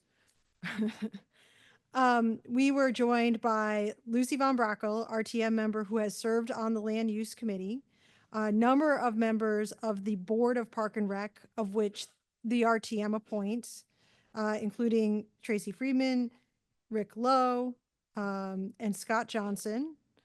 We were joined by Bill Drake, Chair of the committee, Margarita Albin, the Chair of Planning and Zoning, Director of Park and Recreation, Joe Siciliano, and Luigi Romano. And I want to thank all of these members because I think we had an incredibly well-rounded discussion in Park and Rec.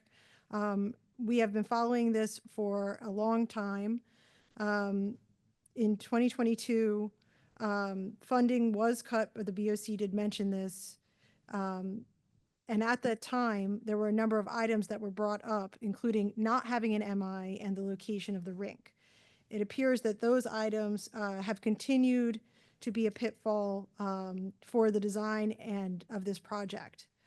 Items that came up around financing was that $450,000 has been allocated to the design for what is called a site plan pre-approval MI process. That $450,000 has effectively been expended at this point because no more design funding has been given by the RTM. There was concerns around the proximity to McKinney Terrace. And while the MI had developed in a removal of what was a large road to the north of the site, which would take a number of trees down, the site plan as presented had failed to change considerably. I think that the, oops, sorry. So we went through a number of items. There is a website maintained by Park and Rec. So in addition to the 26 meetings, which were noted by the director, you can go to that website. You can see the minutes from the majority of the meetings going back to 2021.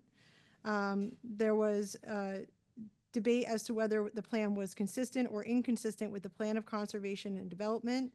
The process, which has been spoken to, we know that the process here is not as strict as what you see with the schools, but it is similar to what occurred with Eastern Greenwich Civic Center.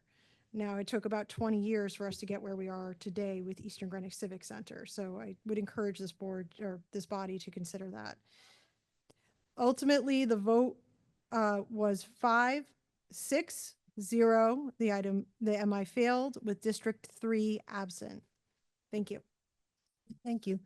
Craig, could you unmute Mr. Rubin, who will give the education report, to be followed by Barbara Hinman, who's going to give a summary of a District 12. Mr. Rubin? are you Hi. there? First of all, I want to join my fellow chairs in commending Cheryl Moss for running an outstanding meeting. It was a meeting that was extremely civilized and well run. And additionally, after a 2.5-hour meeting, she did an incredible job tonight summarizing it all. So hats off to Cheryl. After the joint meeting, the Education Committee met to discuss item 18. After a group-wide discussion, we voted 3-8-1 to reject the approval of the MI for item 18. The committee as a group felt that there is an absolute need for a new rink. However, those voting no felt that the flip proposal was flawed and should be replaced with something better. The primary opposition to the rink MI revolves around several key concerns, and rather than go by the individual no votes, since there were 8 of them, I sort of summarized it into a few key points. Number one, there are apprehensions about the project's impact on the surrounding Byram community. There is concern that the rink's new location and extended calendar months and hours could lead to increased traffic congestion, potentially causing safety concerns. The people in the community should be determining the location of the rink and not the rink committee. The Byram community should be engaged and provide input to address these issues effectively. It further noted that the 4 Byram residents opposing the MI represent a much larger group within Byram. Number 2, there are significant worries about the project's financial feasibility. The proposed rink budget proposals are just estimates and may not be accurate, potentially resulting in much higher costs for the town. Excuse me. There is a need for more detailed, realistic financial planning to better evaluate the project's feasibility. Number 3, a lack of transparency in the process. Number 4, lack of alternative sites and cost analysis. Number 5, environmental concerns. As a side note, perhaps if the Greenwich public had attended our joint committee meeting, there would be a much better understanding of the situation concerning the MI for the rink. I think we all want the same thing, and that concludes my report. Thank you. Thank you. And Barbara Hinman, Chairwoman of District 12.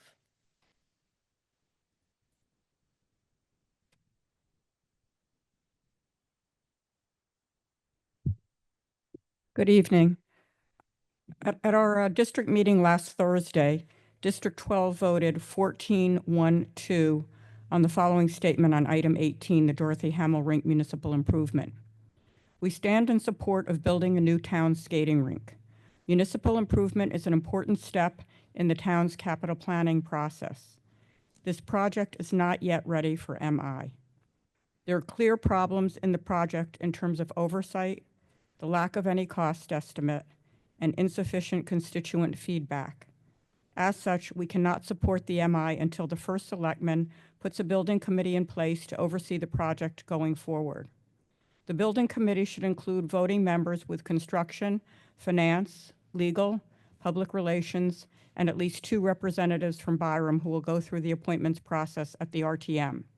The building committee should also include traditional ex officio representatives from the Board of Selectmen, DPW, P&Z, Parks and Rec, and the RTM. Our members and committee representatives will consider these nominees as soon as they are appointed and as soon as the RTM's March 2025 meeting.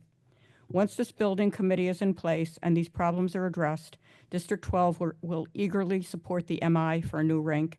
And again, our vote was 14-1-2. Thank you. Thank you. Okay, that concludes all of our committee reports and our district report, and we're now going to launch into debate. So as I mentioned, there are a lot of speakers signed up. Robert's Rules provides that with no Motion to limit debate, each speaker can have up to 10 minutes, and that would have us ending at about 4:30 in the morning. So I am open if anyone wants to offer a motion to limit debate. Okay, what is the motion to limit debate? What is it? Mr. Moore, what are you offering? Stand up. No. Just, okay, I think we should at least come to the podium. Everyone can hear. I highly recommend that it's more like our traditional motion to limit debate and we don't try anything silly this time.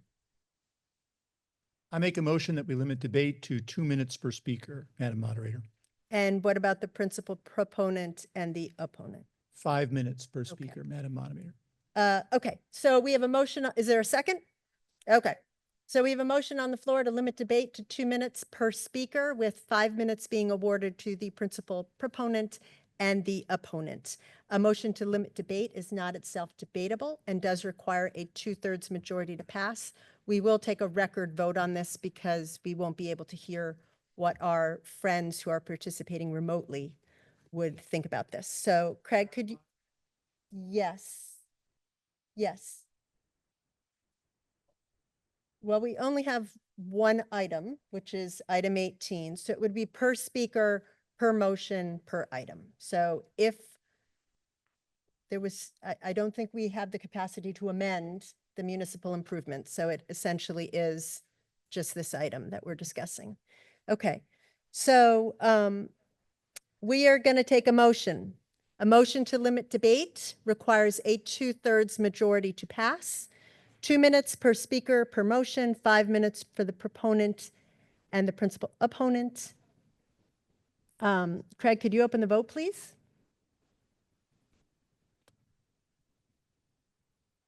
And hit the music too while you're over there.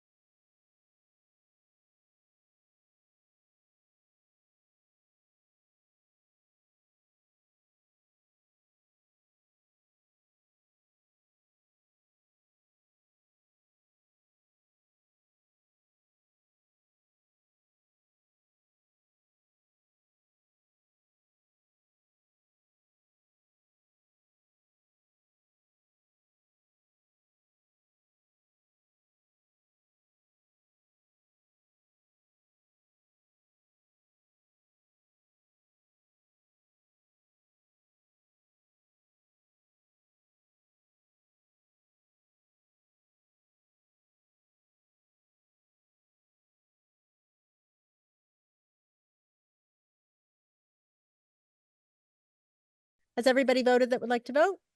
Okay, Craig, could you please close the vote?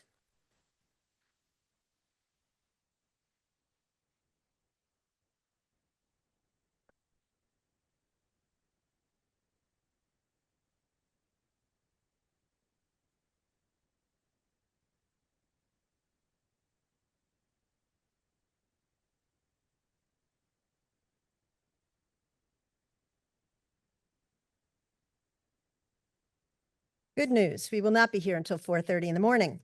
The vote was 185 in favor, 7 opposed with 0 abstentions. So for the balance of the meeting, the principal opponent, hang on, Mr. Carter, will have 5 minutes. The opponent will have 5 minutes, and all of the speakers will have 2 minutes. Mr. Carter, you have something you would like to? 40. Yeah, there are 40 people. So at this moment in time, you have, if you factor in the proponent, the opponent, it's about 86 minutes of debate, you know, how long they come down here. There's some muting, unmuting, but that's what you're looking at. Okay, so we are going to start with the, I'm going to recognize First Selectman Camillo. He is serving as the proponent, the principal proponent of this item, and he will have 5 minutes on the clock. We will follow with Lucy Von Brockel, who is going to serve as the principal opponent. And I'm just going to go down the list, okay? So it'll be first Selectman Camillo, followed by Lucy Von Brockel, and then on double deck, it is going to be Bill Drake. So if folks want to start lining up over here so we can be as efficient as possible, I would appreciate that. Mr. Camillo, it's all yours. 5 minutes. Thank you, Madam Moderator. Members of the RTM and guests, good to see everybody tonight. I'll try my best to cram 53 years of a need for a new facility into 5 minutes. Why are we here? I think everybody agrees in this room and in the town that we need a new rink. The Hamel rink, as time has come and gone. What's at debate here is the flip, whether we renovate in its the current location or we flip it. This has been debated for 53 years. We just found documents the other day in the Parks and Rec Department going back to 1975 talking about locations that we discussed in the last 5 years, whether to redo it in its place completely or to piecemeal it, which unfortunately is what happened. We all know through testing with engineering that if you rebuild in the spot it's currently located, it will cost a lot more money because of the ledge rock. We know that if you rebuild in its current location, it's going to be a lot more to make it ADA compliant. If you the flip will actually be less expensive and it'll be ADA compliant and inclusive. We also know that there's private money coming from foundations and from some individuals for the baseball field, which would give us the first showcase baseball field in Greenwich public in Greenwich history, and for the hockey rink. So we know that already. So what did we hear when 5 years ago I put this committee together?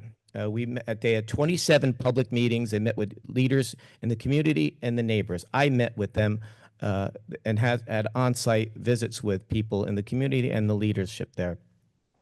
What did we hear? We heard from the neighbors on Sherman Avenue, please don't blast in our backyards. The flip takes care of that. They won't be blasting in their backyards. We heard from the hockey groups and we heard from the skating groups that if you shut it down for 2 years by renovating in place, you're going to lose some of these programs for good. So the flip addresses that. We heard from the environmentalists and people who are looking at our energy costs and said, you know, if you're going to redo something, please put solar panels on it. You can't put solar panels on the present location. You can't. The trees will block it out. The flip takes care of that. We heard from community members in Byram saying, you know, and some of the speakers we heard tonight about losing open space and green space. The flip actually adds green space. The flip adds green space. It doesn't take away from it. We heard from community members that younger families want the playground there not touched. Well, not only is it not going to be touched, it's going to be enhanced under this plan.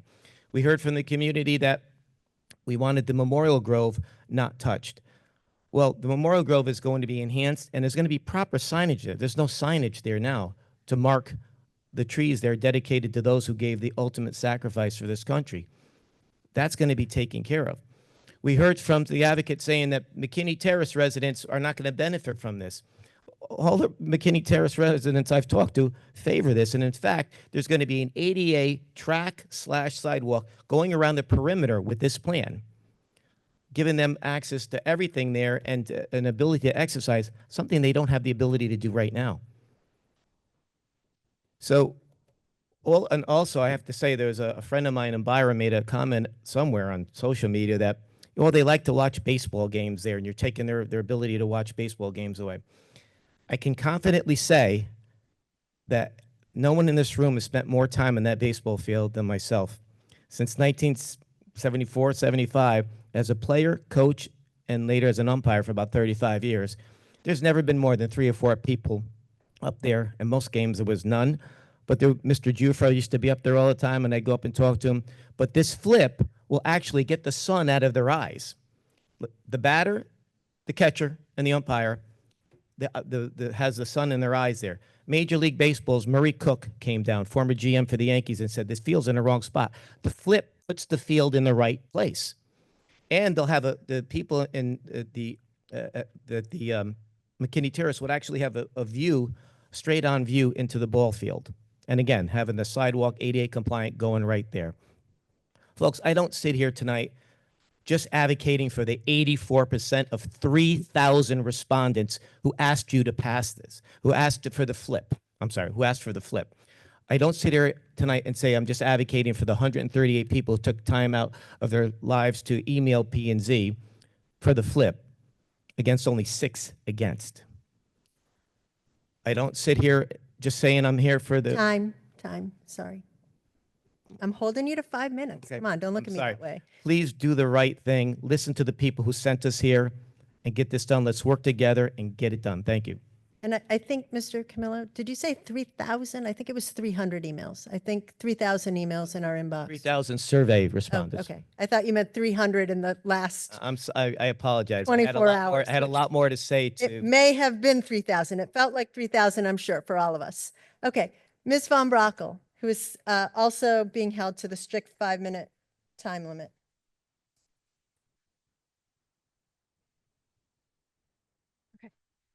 All right. Thank you, Madam Moderator and fellow RTM members. I'm Lucy Von Brockel, member of D4 and one of the 4 Byram property owners that referred this skating rink municipal improvement to you. I'm going to focus my remarks on how we got here, where we are, and what happens next. But before I begin, I want to say I'm very grateful for the thoughtfulness of the discussions that we've had on this item over the past few weeks. Whatever the outcome tonight, I finally feel heard, and for that I thank you. And I want to reiterate that we have always said that we support building a new rink. We support preserving ice time during construction. We agree that this project is urgent. What? Oh, we agree that this project is urgent and should have been done long ago. What we object to is the flip, swapping the location of the baseball field with the rink, and the Rink User Committee's unwillingness to respond to consistent feedback from a number of stakeholders, not just the residents of Byram. We prefer building on the current location if that is possible and putting up a temporary rink during construction. The scale of this project is huge and completely changes this park. When you drive into the park today, you see a green field, stately trees, and the historic Byram School building. With the flip, the rink becomes the focal point, and it is out of scale, dwarfing everything around it. Just as you would if this were proposed in your neighborhood, we believe that Byram deserves a voice and a more transparent review of the options. How did we get here? The rink proposal has returned again and again without responding to feedback from numerous stakeholders and without fundamental information we need to make educated decisions about funding. Again and again, we've been told that all other options have been explored. The siting decision has been made. Again and again, we've asked why other options have been swept aside and get answers akin to, because I said so, but in the form of an FAQ. I went to Rink User Committee meetings for 2 years. I stopped going because they were not productive. To give you a taste of the futility, I'll read you something that I said more than 3 years ago that I could have said yesterday. Quote, "This committee and process lost the trust of this community, and you aren't regaining it in a meaningful way. There's a sense that every time we bring an idea up, the committee tries to find ways to say no, because you just want to build where you want to build. The discomfort and tension that you're sensing is people taking offense at the idea that what matters to us doesn't really matter to this committee. I think you need to focus on why people are upset and what we can do about it, because this is ridiculous. Every single meeting you get nothing done, you get nowhere, you are frustrated, we are frustrated," end quote. This frustration with the lack of progress is not exclusive to Byram residents. The town went to P&Z 3 times for pre-application hearings, received pointed feedback on the conflicts with the flip with the POCD, and the town made 3 appropriation requests that were cut by the RTM. Committee reports at those budget meetings were eerily similar to the reports you heard tonight. RTM members wanted more information, a new committee, and more outreach. Where are we today? P&Z's MI approval letter says that in order for the project to be consistent with the POCD, it has to meet the conditions placed on the temporary site plan. It is not an endorsement and indicates that the plan is not consistent with the POCD at this stage. The first condition, in fact, directs the town to reevaluate the flip. With this referral, the RTM is making the final planning decision on the project, as you've heard. By bringing an MI to a vote of 230 elected representatives, we ensure that there's broad community support. And the RTM, as you've also heard, gets to consider a wider range of factors. It would be irresponsible not to refer a major capital project like this. So tonight you have a choice. Vote yes to approve the rink MI or no to reject it. A yes sends the message that the RTM is okay with the plan as it is. Some of you trust that lingering issues can be addressed when we vote on appropriations, but the plan will not change between now and May when the RTM votes on $1.2 million for final plans. Saying yes tonight is basically an indication of support for the $1.2 million. And this next part is important. If we appropriate that money, the RTM will have no opportunity to influence this project until after $1.2 million is spent, final plans are complete, and the construction funds have been approved by the BET. A no vote tonight sends the message that the RTM wants feedback addressed now. It says we hold this project to the same standards we apply to any other major capital project. It says we want more buy-in from all stakeholders, a more transparent and inclusive process, and the information and estimates needed to support funding down the line. Saying no now paves the way for this project to succeed. I and my 3 colleagues ask that you vote no tonight. I did it. Thank you all. Thank you. Okay. Bill Drake, to be followed by Peter Quigley. I don't know if he is here or in the Zoom land. And then Rick Lowe. So it's Bill Drake, Peter Quigley, Rick Lowe. If you're in the room, please come over here and queue up. Good evening, friends. You're voting tonight on the referral de novo of the decision of the Planning and Zoning Commission. The commission approved the proposed plan by a vote to 4-1, finding in writing that it successfully conformed to guiding principles 1, 4, and 6 of the Plan of Conservation and Development: community character, natural landscape, quality municipal infrastructure facilities. In the call, the 4 opponents have the opposite view, finding that the plan does not conform to the POCD. Which view should prevail? The Planning and Zoning Commission wrote the POCD. They interpret it every day. They are the experts. You're not voting on the budget tonight. It's not tonight's decision. And so there are no budget numbers in the P&Z decision letter, in the referral, in the call, or in the explanos. It's not the topic. There's a lot of work yet to be done on detailed design, costs, competitive analysis, availability of ice elsewhere, cost and feasibility of a temporary rink, and other topics. None of this was analyzed by P&Z, and none of it is part of tonight's RTM decision. All this work is ahead of us, don't you think? Don't feel rushed by the accelerated timing of this referral. Your support for a new rink seems to be about 100%. Also, it's the same with your constituents. The timing of this referral should not bring to a deadline tonight the deeper analysis yet to be done. Thank you very much. Mr. Quigley is on. No, we have to stick to a 2-minute time limit. Don't push me. You're done. So Peter Quigley, Mr. Drake, Mr. Drake, Mr. Drake, you do not have the floor. Peter Quigley, who is on the phone, I believe. To be followed by Rick Lowe.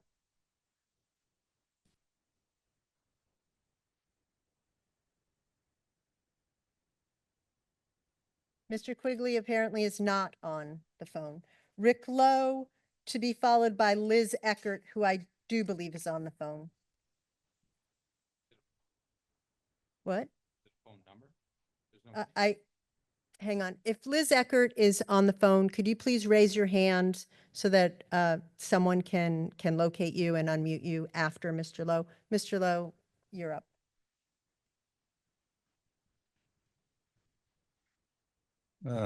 Thank you. This process is very enlightening, and it's really frustrating to go through. I've been on various committees for 20 years, and to be reduced to 2 minutes We're here because of a challenge to the MI. We're not here to decide on this project tonight. To hear the litany of accusations and allegations that have been read tonight, when we're here to decide on the site, is beyond. I'm going to start reading, and the clock's going to go off, and I'm going to have to stop. My name is Rick Lowe. I live in Old Greenwich. I've been a member of various committees that have been working towards the new Hamel Rink for nearly 20 years. I'm also a member of the Parks and Rec Board. As you decide how you will vote regarding the challenge to the MI, and that's why we're here. We're only here because there's a challenge, not because we're here asking for any money tonight. Please consider the following. Due to the challenge of the rink MI, we are here to discuss the location of the new rink and little else. The cost should not be a factor in our discussions, other than maybe how it relates to the location.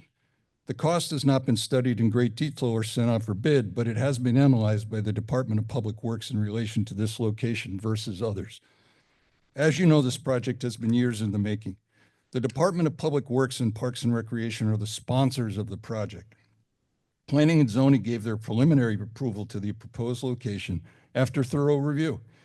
The process and progress have been documented along the way with meeting minutes, progress reports, and documents posted on the town website, again, for years.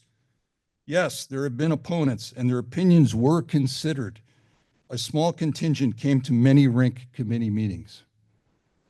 The proposal has been working its way through the approval process, Time. having recently received preliminary site approval. Anybody wants to? Thank you. Liz Eckert, I don't know if she is, Ms. Eckert? Hi, Madam Moderator. I'm here. Can you hear me? Yes, we can. You have 2 minutes. Thank you, Madam Moderator and fellow RTM members.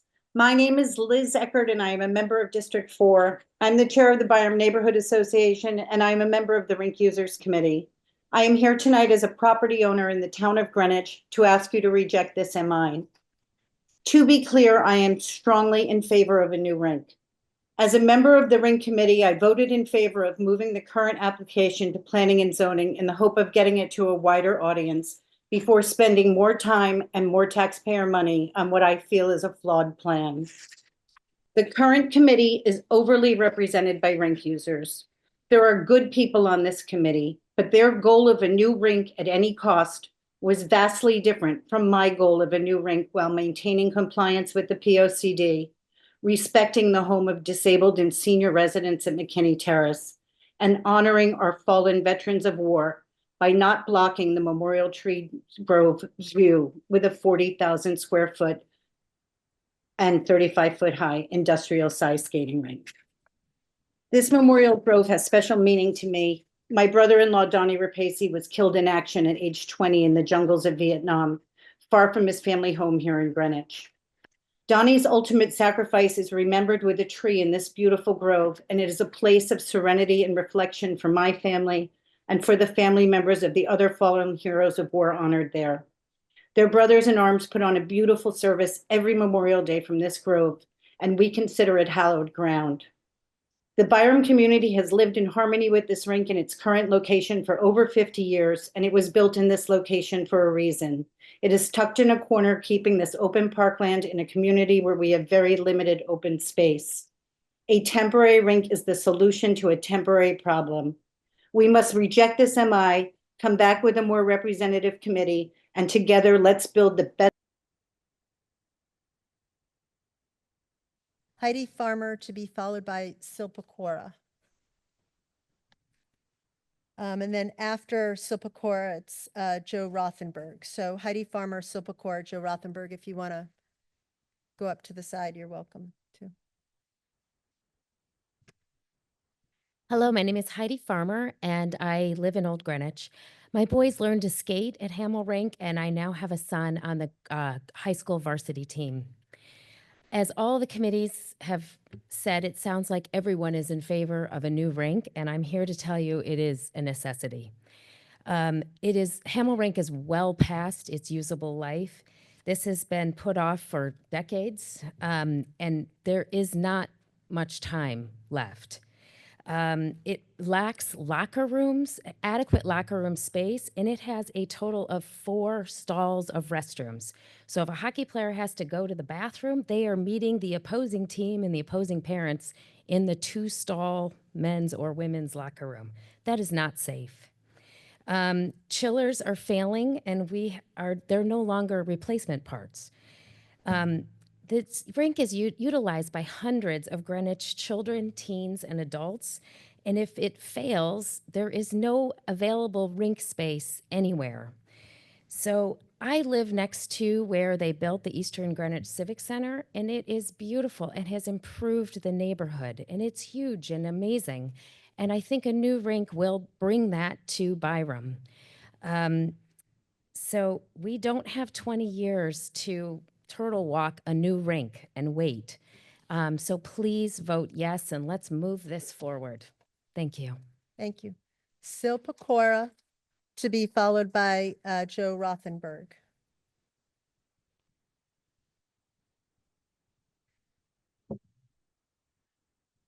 We all want and need a new skating rink.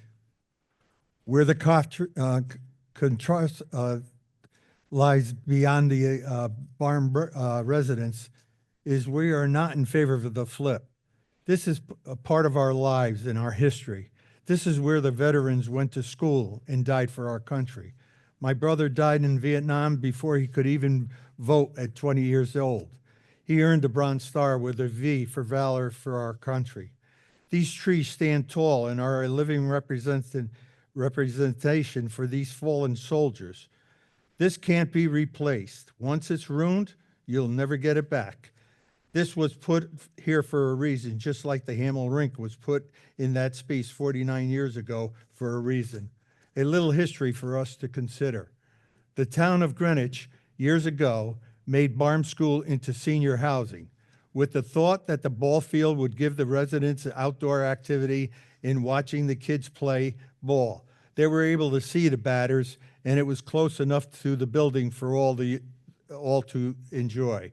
There was also a swing set put into the Memorial Park for the same reason, to bring the old and young together. It was a big selling point when making this elderly housing. We stopped some people from taking the swing set away, and now we are flipping the ball field to the opposite end, where there isn't accessibility for the senior residents to watch the games. Why was this important years ago and not considered now? One solution: the duty of Stamford will try to accommodate all of this Greenwich skating needs for their municipal rinks during their rebuilding. This will keep the character of the park and the ball field intact and allow the new rink to be built in the current look. Thank you. Sorry, 2 minutes. You guys voted for the 2 minutes and you're all looking at me like, you know, somehow I'm to blame. Okay. Joe Rothenberg, to be followed by Al Shahadi. Start. Okay. No, Briefly- can you reset it back to 2 minutes, Dan? Okay, go ahead. Briefly, to the member who suggested a 1-minute limit and to every member who laughed, I suggest you remember who you represent and why you're here. You mock your constituents. I grew up in this town. I have 3 kids who love playing hockey here. I suggest you not mock us for caring about our children and our town. And don't think you can act like that and then vote against this project and that we won't think you voted against the project. Notwithstanding that disrespect, I'd like to talk a little bit about what's being Hang on asked for of just you. a second. Pause the clock. We have decorum here, so coming and speaking to us in I'm an perfectly respectful. accusatory tone is probably not going to be helpful. So please don't threaten anyone and don't say that they're making fun of you Did I for threaten anybody? instituting. I acknowledge that I was mocked. Please, you may have the floor, but I just want to make sure that if you Did anybody say, feel threatened by what I just said? okay, Okay. okay, you may have the floor. You get your time. I've not taken any time, but please be respectful when you speak to the body. Thank you. Notwithstanding the disrespect showed to me, I'd like to talk a little bit about what's being asked of the rank and file RTM members tonight. You may not want to listen to us, but I've listened to you, and I've heard frustration from RTM members that you're being asked to instantly become experts on a project that's been in the work for years. The small opposition group has forced this special vote. This vote is not happening in the ordinary course of business. This isn't the point in the project where the RTM or the BET or any other body is being asked to examine and eventually vote on this project. This project is in its infancy. They brought everyone here tonight for a special vote to revoke municipal improvement status, which was approved by the Planning and Zoning Commission. I know my calling the opposition group small may make you feel some cognitive dissonance, but make no mistake, it may not feel like that in this room, but they're the minority, and by all indications, they're a very small minority. Every time surveys have been done on this project, the responses overwhelmingly support the project, including the flip. And I know you've received hundreds of comments from the public over the last couple of weeks in support of this project moving forward. Listen to your constituents. There's overwhelming support for this project. They'll argue alternative sites and temporary rinks, even though the committee has examined all those options. They'll tell you the cost estimate from the architect, a highly respected third-party professional, isn't accurate just because they say so. I happen to be in-house counsel at the largest commercial mortgage REIT in the country. I've been working in commercial real estate for 20 years, and I'll tell you that if every project was held to these hurdles, that these people want this project to clear, we'd be living in a wasteland because nothing would ever get built. Don't let the minority move the goalposts on this project. The rink is at risk of dying. I've spoken with the people who actually work at the rink. Every year when they turn on those machines, they're waiting for the Time. Thank you. Al Shahadi, to be followed by Frank Yantorno.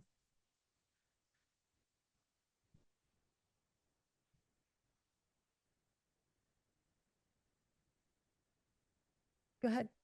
Good evening, members. My name is Al Shahadi. I'm one of the 4 Byram property owners who referred the MI to this body. I want to start by dispelling a few myths. Myth number 1, we are just a gang of 4 Lone Rangers. Each of us is a current or former board member of the BNA. 2 are longtime RTM members. We are here speaking for our community. Myth 2, we are against a new town rink. Everybody I know in Byram, as all the committee members, committee chairs said, everybody in Byram, including the 4 of us, want a new rink. Myth 3, that we are just NIMBYs. We are fine rebuilding the rink in its current location, if that is in fact feasible. We are not fine having our park carved up to meet the needs of just one rink stakeholder. Myth 4, we're unqualified to comment on the process that got us here. Each of my 3 colleagues has attended multiple committee meetings. Collective, they've attended almost all of the committee meetings. We are well qualified to comment on that process that got us to this uncomfortable point. And that process has been a flawed one. The committee's been dominated by one vocal stakeholder, not balanced among the many stakeholders. The committee did not hold a single public hearing. No meetings were held in the evening when most of us can attend. Public comment was only at the end of the meetings, not during the meetings or before votes were taken. The oft-quoted rink survey was neither scientific nor objective. Questions were phrased in ways that were hardly neutral. Individuals could answer more than once. In 4 years, the committee has not produced a single independent cost estimate and has repeatedly failed to answer basic questions from the RTM and others. This is how we find ourselves in a situation with a plan that's not consistent with the POCD, that lacks widespread buy-in, and that has unknown cost. Greenwich can do better. Please vote no. Thank you. Frank Yantorno, to be followed by Joe Kantorski.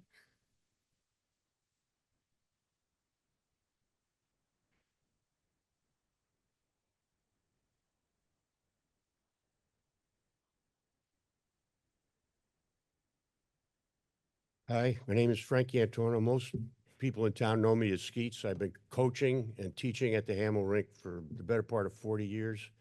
And for 20 of those 40 years, we've been kicking the can down the road for this rink. And you've heard people say you can't put it where it is. We need the flip. And Hamel Rink is on the present now. That slab has been there since it was built. Terry Connor's rink in Stamford was built a year before ours. It's been replaced twice already.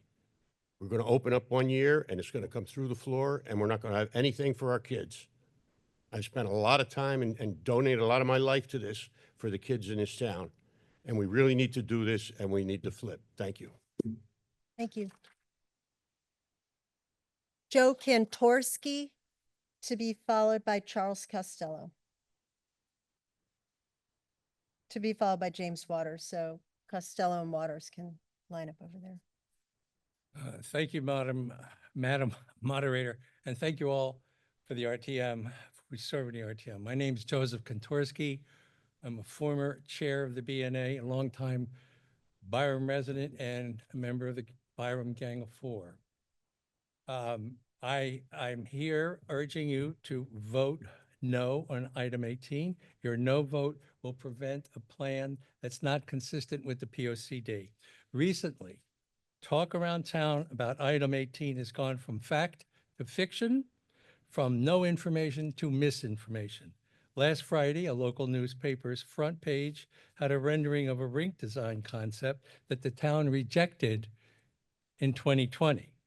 No mention in that story about that, so readers thought that that was, or that is, the current design. You may also have heard that those folks in Byram really don't want a new rink. Not true, never was. So how did we get here? Somehow an advisory committee dubbed the Rink Users Design Committee redesigned the entire 13-acre park by flipping the rink with the baseball field. And the flip has become the talk of the town. But when you come right down to it, flipping the rink with the baseball field is not really what it's all about. The POCD's guiding principles say that it's about preserving our community character and sense of place. The proposal redesigns the entire park, destroying that sense of place. The POCD says it's about sustaining and improving our natural environment and landscape. The proposal will adversely affect the natural landscape. The POCD says it's about encouraging the use of existing building footprints in redevelopment or reuse. The BNA has always supported rebuilding the rink in its current location. Ultimately, it's about what kind of town we want to be. Your Time. no vote. Thank you. Mr. Kantorsky, you have to move away from the podium at this point. Charles Costello to be followed by James Waters. To be followed by Frederick Putnam. I don't know if he's here. Thank you. Good evening, Madam Moderator, members of the RTM and guests. My name is Charles Costello. I'm an RTM member from District 4, also a member of the Education Committee. I'm speaking tonight in support of the new ice rink and the MI so that we can move this project forward. It's not that I doubt or dismiss the concerns and the intentions of the 4 petitioners. They happen to reside in my district. Their objections to the flip have been and should be heard. We have a desperate need for a new rink, evident to anyone who steps inside the current facilities I did on Saturday. Other towns run laps around us when it comes to facilities, and we owe it to the hockey players and the skaters in Greenwich to do better. As it stands now, our kids travel to Stamford and Portchester to play baseball and other sports because neighboring towns and cities have far superior facilities than we do. I hear, and quite frankly, don't disagree with the arguments about looking at alternate locations and temporary sites. But at this point, I think we're out of time. Rejecting this MI could potentially shut down hockey and skating for years. I've heard best estimate 2 years. But we all know how long it takes around here to get projects done. 2 years with no guaranteed plan for an alternate rink would essentially be the death penalty for hockey in this town, in particular, hockey at Greenwich High School, which, by the way, is the main tenant at Dorothy Hamill and pays the most money to use the rink. To address the concerns, if it's really about the trees, about the memorials, about preserving a park, if it's really about the process, we need to do what's right and replace this aging facility with a destination that people might actually be proud of beyond just its name. I ask you to support the MI. Time. Thank you. James Waters to be followed by Frederick Putnam, to be followed by Stephen Meskers.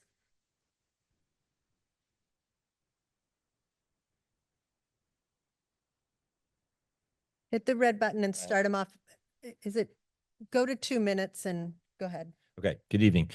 I think we agree we need a new rink as soon as possible. That's a big step. The question tonight is what's the best and quickest way to get this done? Having recently led a major project through town approvals in just 18 months, here's my perspective. Voting yes commits us to a worse path with many potentially unresolvable questions. We have a bad plan with bad numbers from a bad process that would set a terrible precedent. I don't believe this will actually build us a rink, much less get final funding and zoning approvals. I believe it will fail to build us the rink we need and embrace a longer road. To me, that's unacceptable. And I'm irritated it's taken 4 years to deliver a proposal that's less than half-baked. Fortunately, the RTM can lead where others haven't. Down a path with a greater chance of building a new rink, a chance to get this back on track. The fixes are simple.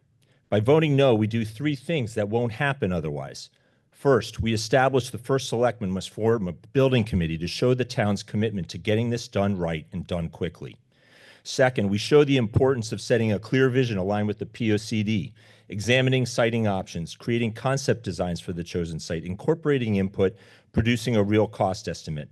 This can be done in months at a fraction of the cost to date. Third, we set this project for more streamlined approvals, not one where it flounders another 4 years or more.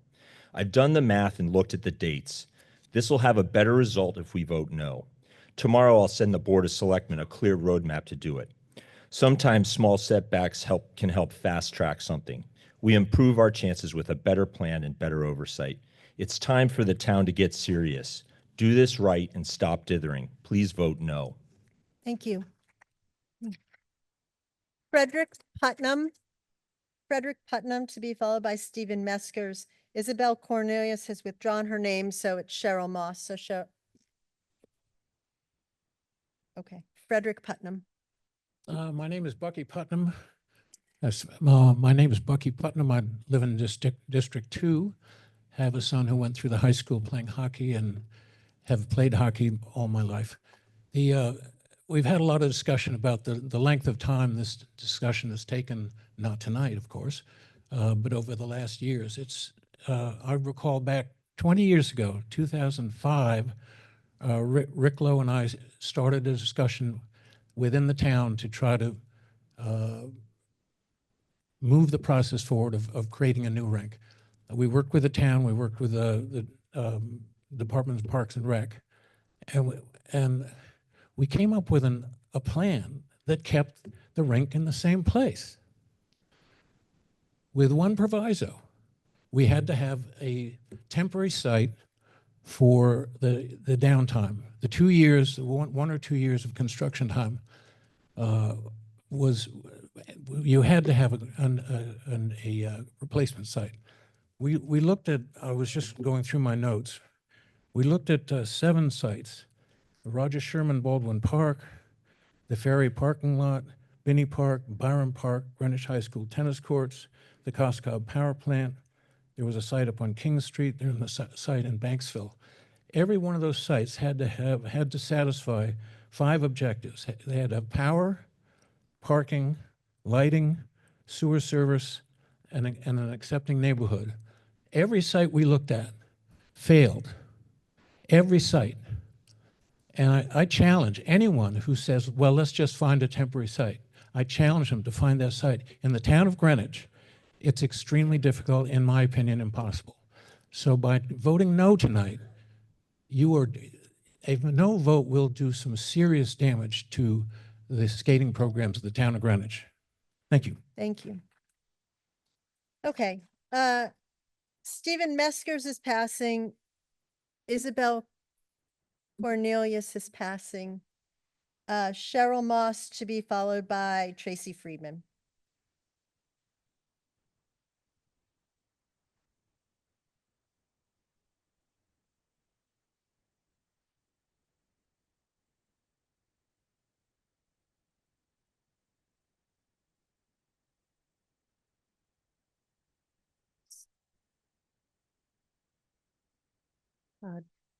Dear Madam Moderator, members of the RTM and guests, I've read every email.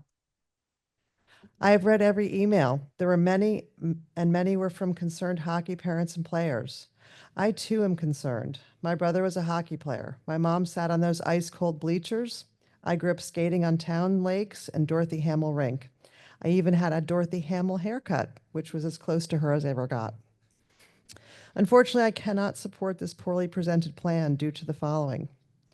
Lack of community engagement. There were no public forums during the evening hours for community comments like those held for North Street Bridge project and the proposed and rejected traffic circle in front of the Perrott Library.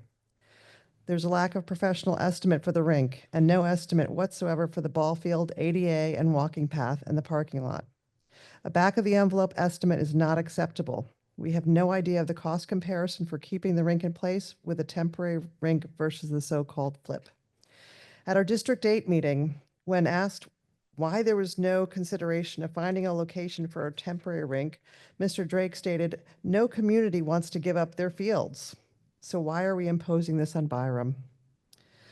It was with a very heavy heart that I'm speaking against this referral. I have voted in favor of many projects that improve our town's properties and facilities and look forward to a new plan in the very near future that addresses the issues raised tonight. We need better planning and leadership to get the rink this town deserves. Thank you. Thank you. Tracy Friedman to be followed by Jane Weisbecker. Craig, I believe Ms. Weisbecker is participating online. And to be followed afterwards by Jim Rice. So if Jim Rice is here, that would be great. I'm assuming it's not the Jim Rice of the Boston Red Sox fame. As a Red Sox player, fan, that would be very exciting, but I don't think that's the case. Go ahead. Thank you, Madam Moderator. Good evening, fellow RTM members and guests. My name is Tracy Friedman, and I serve on the Parks and Recreation RTM Committee and the Board of Parks and Recreation. My comments tonight are my own, but I mention these roles as they've allowed me to follow the rink process closely and gain insight into this issue over the past few years. I ask you to vote in favor of the MI. The plan is a result of years of careful study, input, and compromises. Neighbors' concerns were heard and addressed. The plan protects the Memorial Tree Grove, removes the access road, reduces the building footprint, and preserves green space. The current plan, the flip, it makes sense. It keeps our skating programs running, minimizes costs by removing the need to blast and build a temporary rink, and results in an improved park with a new rink and ball field. No one is adding a new element to this park other than a walking path or taking anything away. A no vote should not be cast lightly. Denying the swap would overturn years of work and carefully considered recommendations shaped by public input from town boards and committees, including the Board of Parks and Recreation and Planning and Zoning, all of which have approved this proposal. A no vote will also add costly delays and escalating expenses. Of course, the Byram neighbors have had a great and specific interest in this project, and their voices should certainly be heard, but they should not have veto power over a park and a public rink that is owned by the town and meant to benefit everyone. No plan will satisfy everyone, and there will always be opposition, no matter where the rink is placed.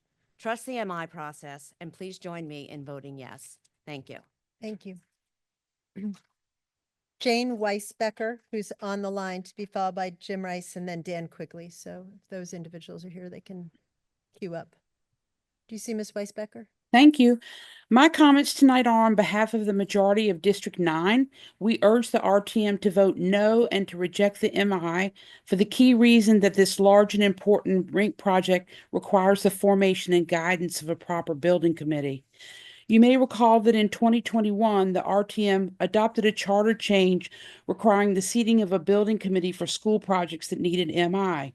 D9 requested that change, and we do not see any reason why a town project as complex and expensive as the new rink should be treated differently from a school project requiring an MI.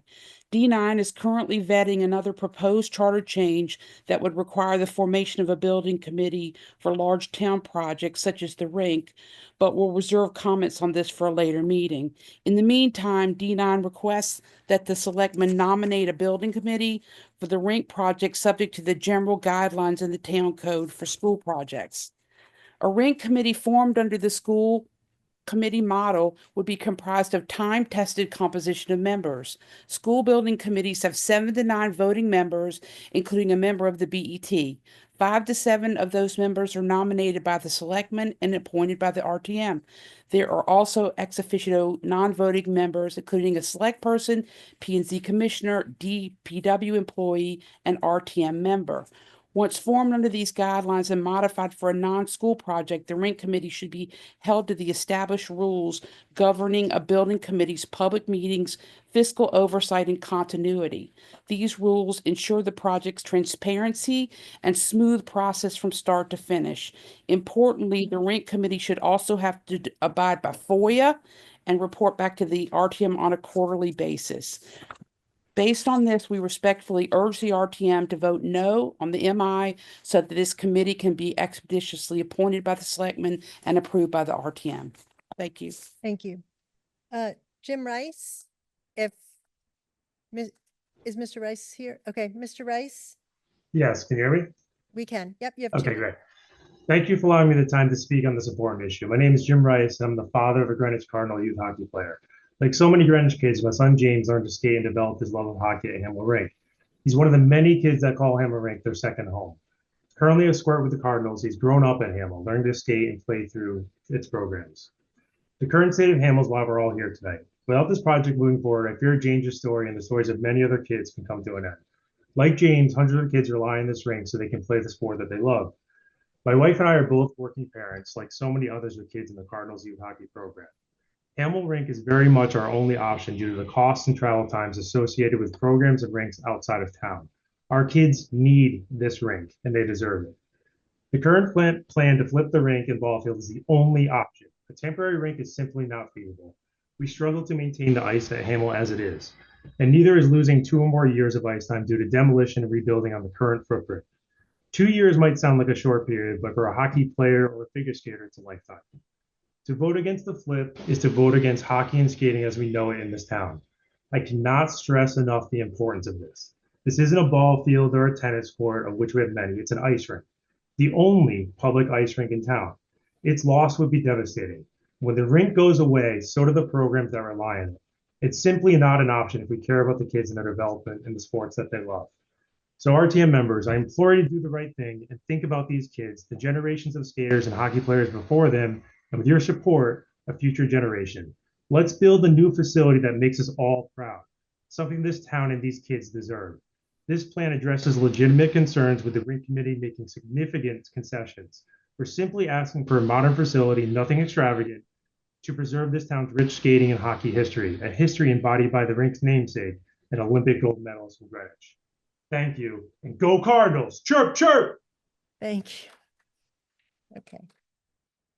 Dan Quigley to be followed by Tom Feda. Tom Feda, I believe, is online, to be followed by Akash Patel. Thank you, Madam Moderator, fellow RTM members. I want to speak with you tonight about what I view to be fundamental problems with approving this MI. To begin with, there's a problem with regard to the cost of the project, namely that there isn't one.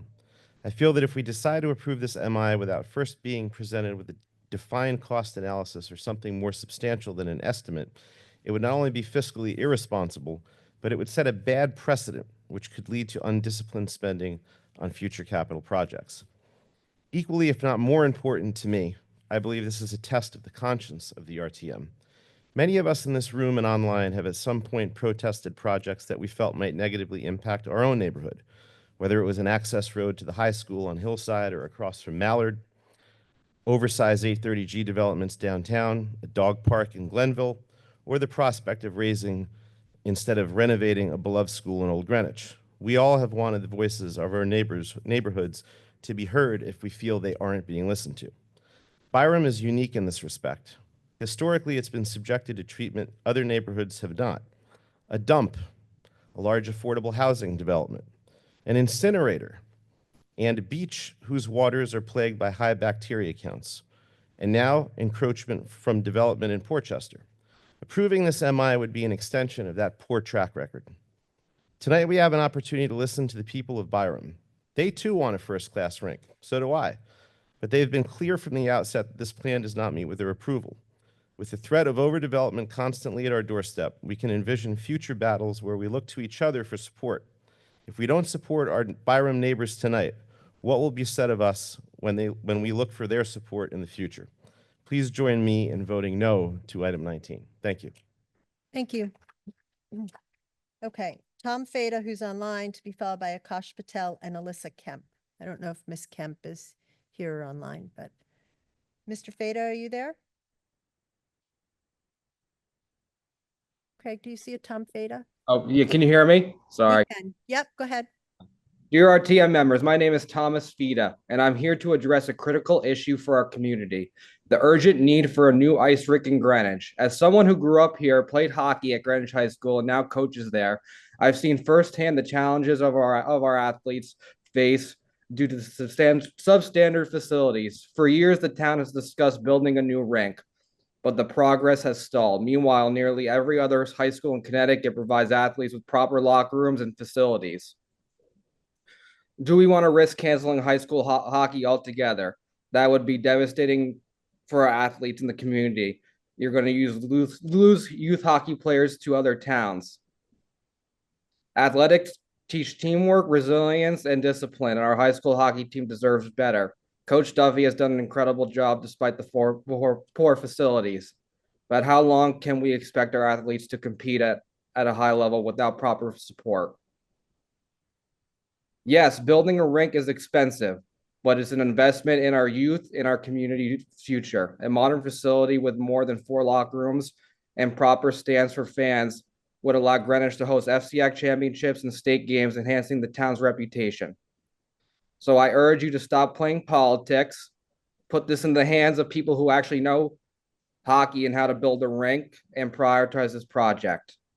And if you go on the site that's planning to build this project and see what other rinks they have built, I think you'll see a nice design that we can have for our hockey rink. Thank you. Thank you. Akash Patel to be followed by Alyssa Kemp and then Jennifer Jones. Thank you, Madam Moderator.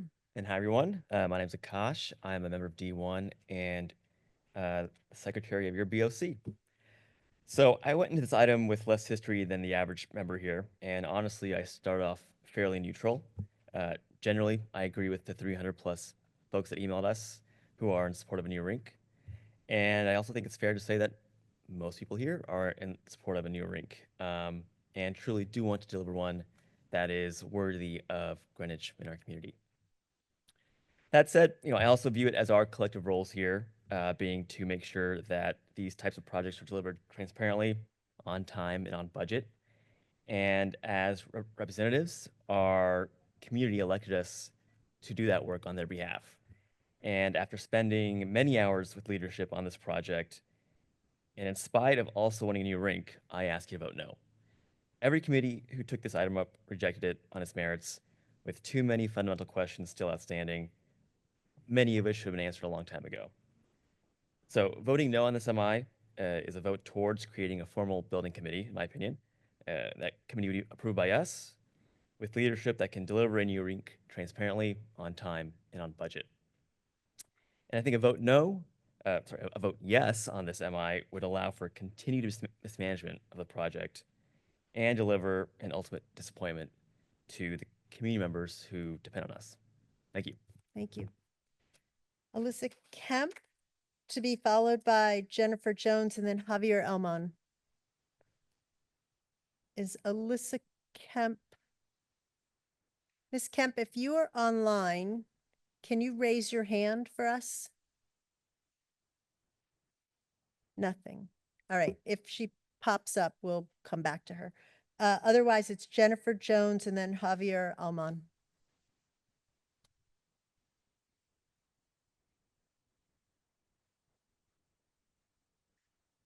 Thank you, Madam Moderator.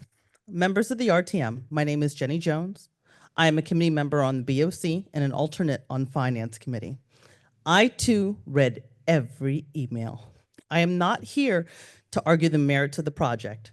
I am here only to ask you about the numbers. Is the RTM prepared to waste perhaps $5 million? Who knows? In order to get green light and MI, because we are too impatient to do our financial homework on if there is savings to be had. A critical role in this body is to provide fiduciary oversight to the investments that we need to make in this town. Right now, we are looking at approving a site plan for a project that by its own accord will cost tens of millions of dollars. The problem is we have no idea what the trade-off costs are if this is the plan. We do not have an order of priorities from the committee to justify our wasting or saving said taxpayer dollars.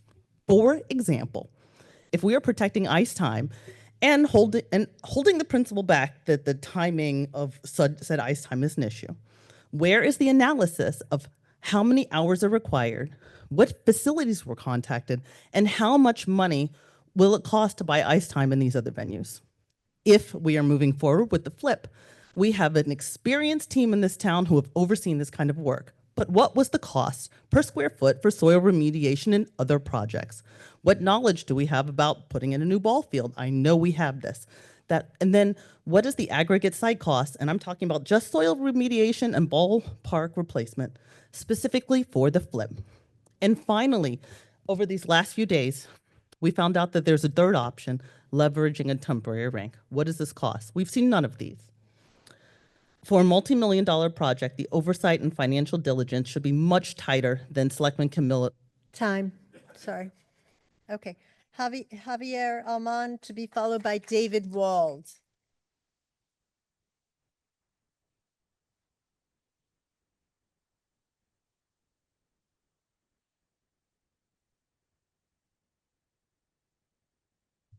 Good evening, everybody. My name is Javier Allman. I'm a member of D4 as well as serve on the Greenwich EMAC.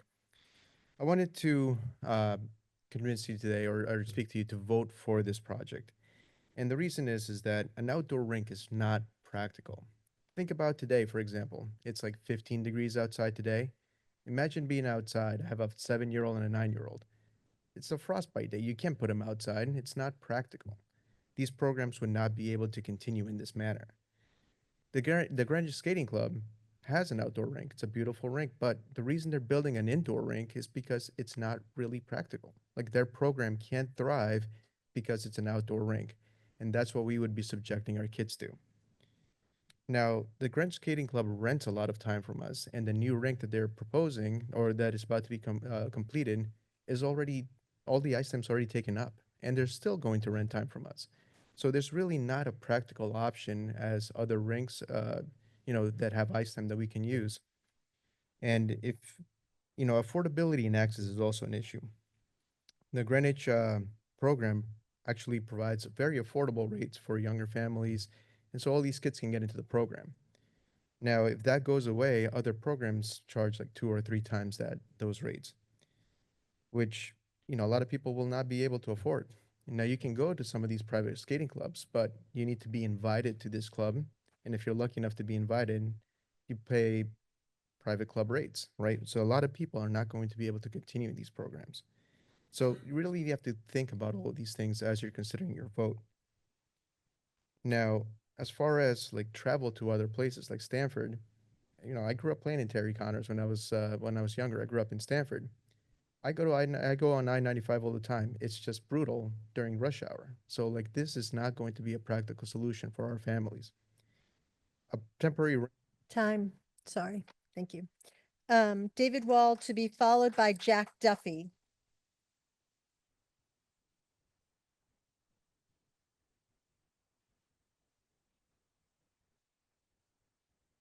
Good evening, RTM member. My name is David Wold, and I live in RTM District 3. For you who are not familiar, it's the Hamilton Armstrong Court area.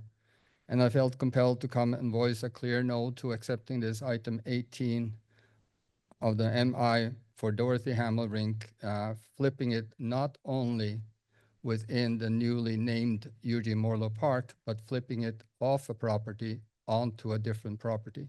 A property that was dedicated as open green space by First Selectmen and the RTM and the PNC, everything like that, 50 years ago. It was 12.4 acres. This flips the 12.4 acres of green space. I know you've been all bombarded by emails, and it's no surprise because Greenwich Skating Club at the rink meeting in November 21 said, we have only 250 members, but we have over 3,000 people on our email network that will support us. This is about the number that answered yes to the flip in the survey that was taken by the Florida company. I am not an RTM member, but has recently been interviewed as a candidate for an empty spot on the ADA Advisory Committee and have been looking through their records to see if they have been ever consulted on this project. There is nothing. They have not been invited to the meetings. They have not attended the meetings. They have not put it on their agenda at any meetings. So this MI has not received their approval. So then I would like to address you on an element that you probably are not familiar with. When the talk about flipping came up, I invited the first selectman, DPW, Parks and Rec, and Time, sorry. I know, it's hard. Jack Duffy to be followed by Maria Bacino. I don't know if Maria Bacino is here. Oh, you're right there. Okay, swing right over here. Go ahead, Mr. Duffy. Thank you. Hi, my name is Jack Duffy. I'm the head coach of the Greenwich High School Boys Hockey Program. I am a member of the Rink Users Committee, and I've been coaching youth hockey and high school hockey in Greenwich since 1996. I appreciate the opportunity to speak here tonight, and I appreciate your time and your service. There's a thought that finding ice at one of the many rinks in our area is an inconvenience for rink users, quote unquote, that supersedes the needs of all other stakeholders. There's been anecdotal stories bandied about claiming that certain rinks or schools will fill in, help out, or accommodate. Between GHS, the Junior Cardinals, and the Greenwich Skating School, we use upwards of 600 to 700 hours of ice, and we would take more if we could get it.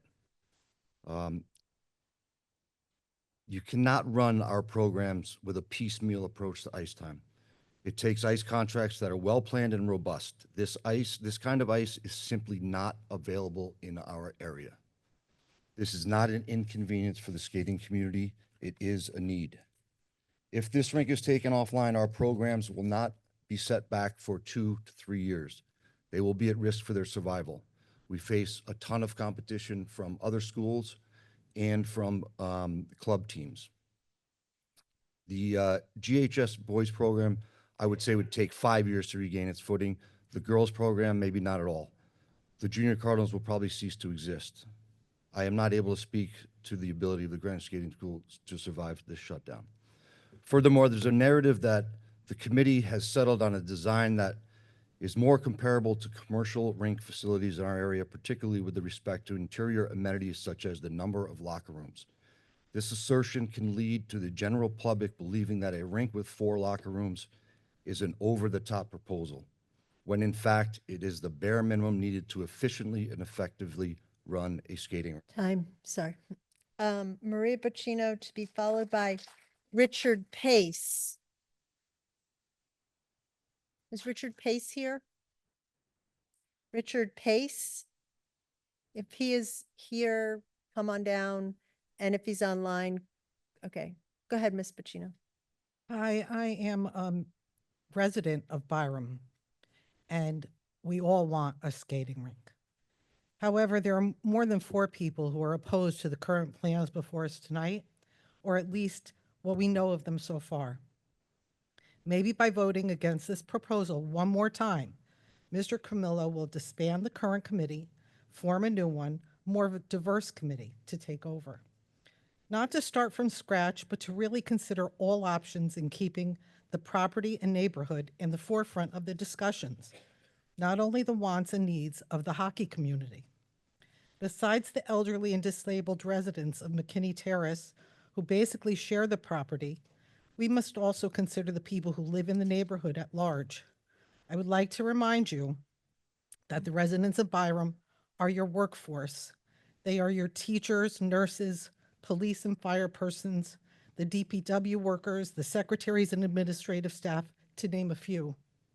They deserve your respect and consideration when making plans that will increase the already impossible traffic flow and make their neighborhood streets even more unsafe from the speeding cars trying to get to the rink on time. Also, by taking up what is already limited parking in the neighborhood when the rink lot is full. Or maybe another part of town would be a better location for a new skating rink. Maybe another neighborhood can be so lucky. Please vote no on item 18 this evening.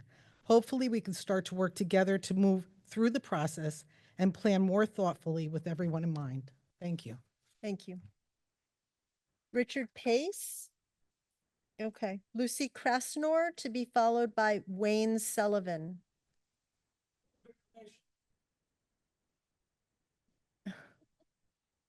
Okay, there are 10 more. You're welcome. Yes. Okay, Ms. Krasnor is passing. Wayne Sullivan. Is Wayne Sullivan here?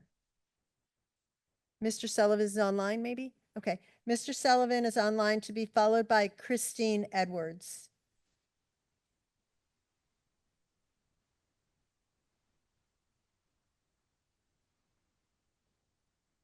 Mr. Sullivan, are you there? I Mr. am. Am I Sullivan? on? You are. Thank you. Last week, I emailed the RTM voicing my support for the rink and asked for your support as well. All the members who responded to my email said they fully support the rink, but they couldn't support this plan for the same two reasons. The town's concerns hadn't been adequately addressed, and they needed better construction costs and estimates. I've lived in town for well over 25 years and have been watching the rebuilding effort creep along since 2017. Town committees reforms, ideas and suggestions were put forward and debated, and lots of time was spent exploring and debating all of these various ideas. Can we fix the rink? No. Can we build new? We'll have to build new. Where can we build new? At that point, the Byram residents wanted it in a different location. The town explored various locations and didn't come up with any better plan. So they went back to having to build the rink at the current location. Well, then the question was, what do you do? Because you've got to run the programs. Let's build the new rink where the baseball diamond is, put the baseball diamond where the old rink is, put a legal 90-foot conforming baseball field in, and a legal conforming hockey rink in. Good idea. Well, I thought it was a good idea until here we are today when we're about to vote this down, or you're about to vote this down, and we go back to square one. I looked into the RTM members' two concerns, as I mentioned earlier. The first one about the towns not addressing the issues. I pulled up and read the 79-page rink municipal improvement application, including the town staff reports. I saw that planning and zoning in their final staff report asked the committees 22 questions about the plan, including asking about the soil testing. The rink committee answered all the questions as well as tested the site in 96 different locations. Planning and zoning was satisfied with these answers, and they granted the MI status to the project. And it looks like I'm about out of time, so I wish that we could all just follow what the P&Z said and vote yes. Thank you. Christine Edwards, to be followed by Jeffrey Hendrick. Thank you, Madam Moderator, the RTM, and our guests. My name is Christine Edwards. I'm with District 8. I serve on BOC and an alternate on land use. This is a situation that we know has been long awaited. My son played ice hockey. He also skated. We needed a new rink more than 10 years ago, probably 20 years ago. My call is this is not the right project that we should be voting yes on. This is a no vote.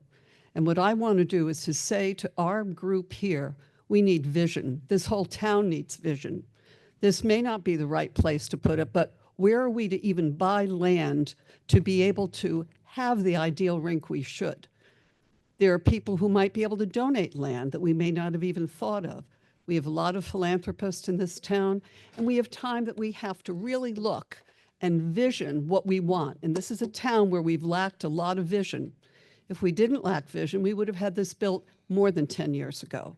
We would not have waited for walls to fall down at Central Middle and have the school be condemned before we go forward with plans, to not wait to have ADA compliance for Old Greenwich School, et cetera, et cetera. We've seen the delays that we've been through as a town. We need to have a better vision as the entire town. There were 3 police stations built in Norwalk before we even got one built in Greenwich. So let's make a change where we have a vision that we look forward to as an entire town. Yes to the skating people. I've been a skating parent myself. Yes to the people who want a concession stand so their kids don't run around trucks for food. It's ridiculous. We need to have a great vision for this plan for our town that really demands a better quality. Time. Thank you. Jeffrey Hendrick. Jeffrey Hendrick to be followed by Joan Takor. Okay. After Mr. Hendrick, it would be Jennifer Andrews. All right. Jeff Hendrick, 12 years Byram resident. Our town has demonstrated its commitment to youth sports with an abundance of facilities, 22 baseball fields, 8 soccer fields, 6 tennis court complexes, 3 football fields, and numerous multi-purpose fields. However, despite this impressive lineup, we currently have just 1 hockey rink. Unfortunately, that rink faces several challenges. Ice is short of regulation, bathroom facilities are dilapidated, it's not handicap friendly, and the infrastructure is aging and outdated. Hockey is a growing sport in our town, and not every child is drawn to football, baseball, soccer, or basketball. A modern hockey rink would provide opportunities for kids who want to explore a different sport, catering to diverse interests and fostering inclusivity. The idea of a temporary rink is simply insufficient to handle the volume of activity required to support high school teams, youth hockey leagues, and public skating. The high school hockey team and Cardinal Youth Hockey Program, both pillars of your community's hockey culture, would suffer immensely without a fully functioning facility. Failing to address this issue risks not only the decline of hockey in our town, but also sends a message that we're neglecting a segment of our youth who are passionate about this sport.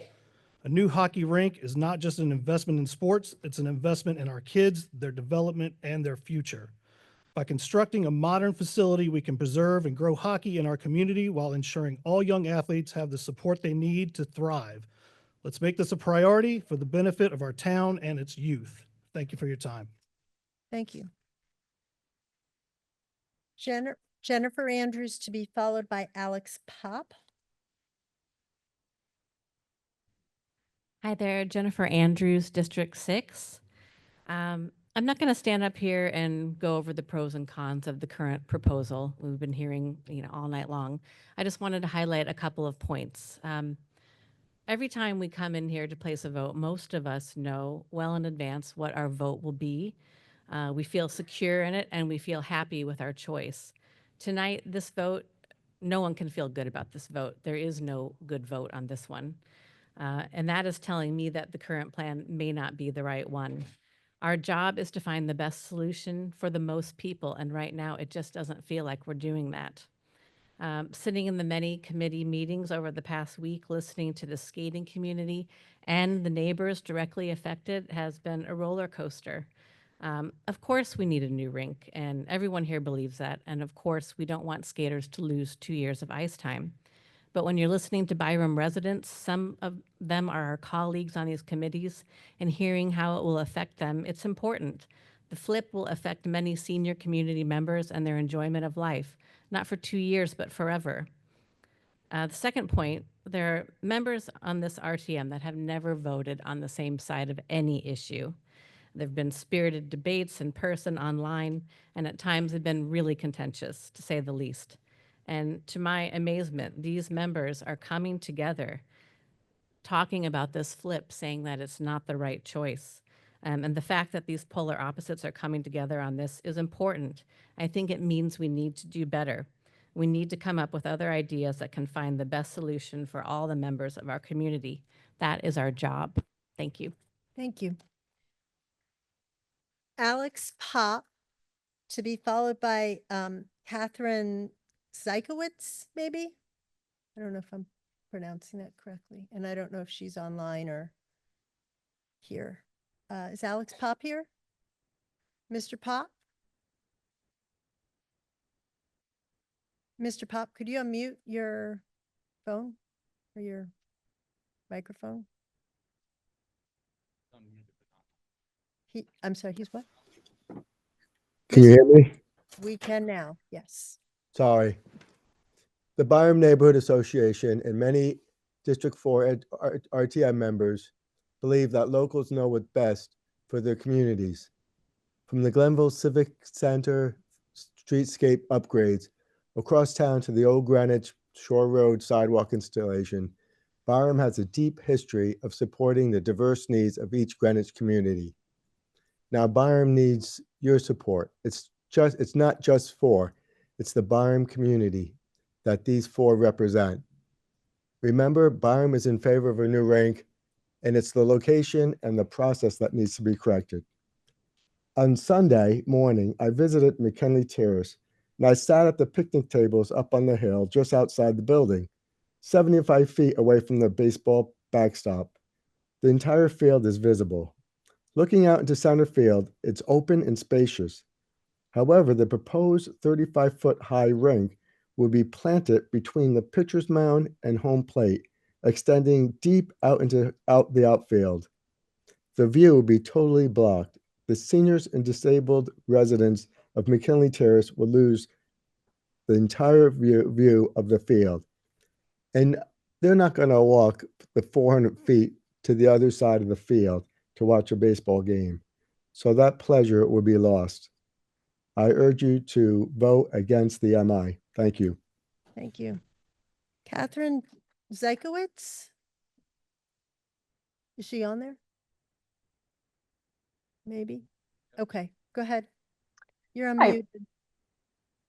Am I muted? Oh, no, I'm okay. No, you're good. Go ahead. Hi, my name is Kate Jakevich, and I'm the Executive Director of the Greenwich Tree Conservancy.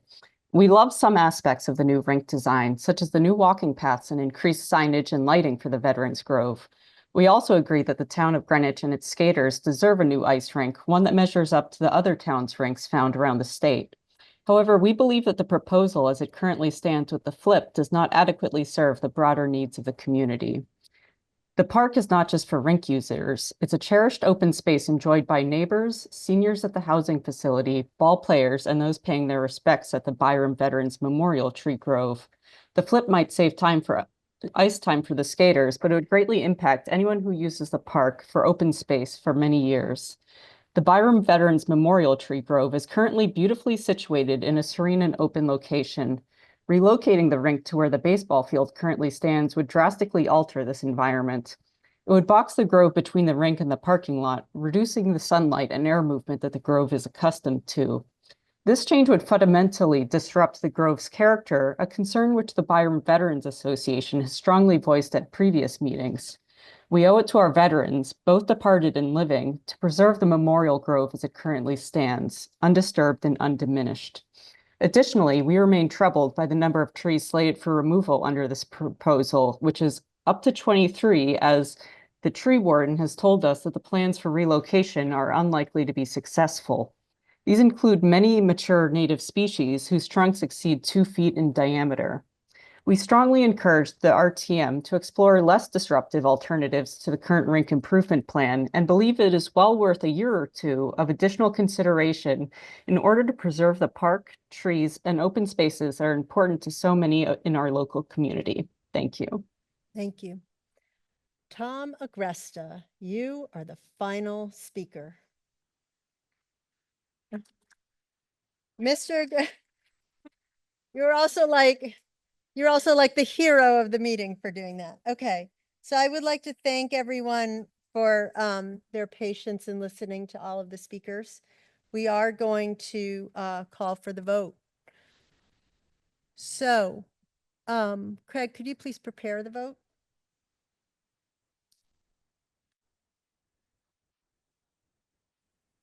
Okay. Item 18 is the approve the municipal improvement for the Dorothy Hamill Rink. If you are in favor of approving the MI, you would vote yes. If you are opposed, you would vote no. Craig, could you please open the window and turn on the music?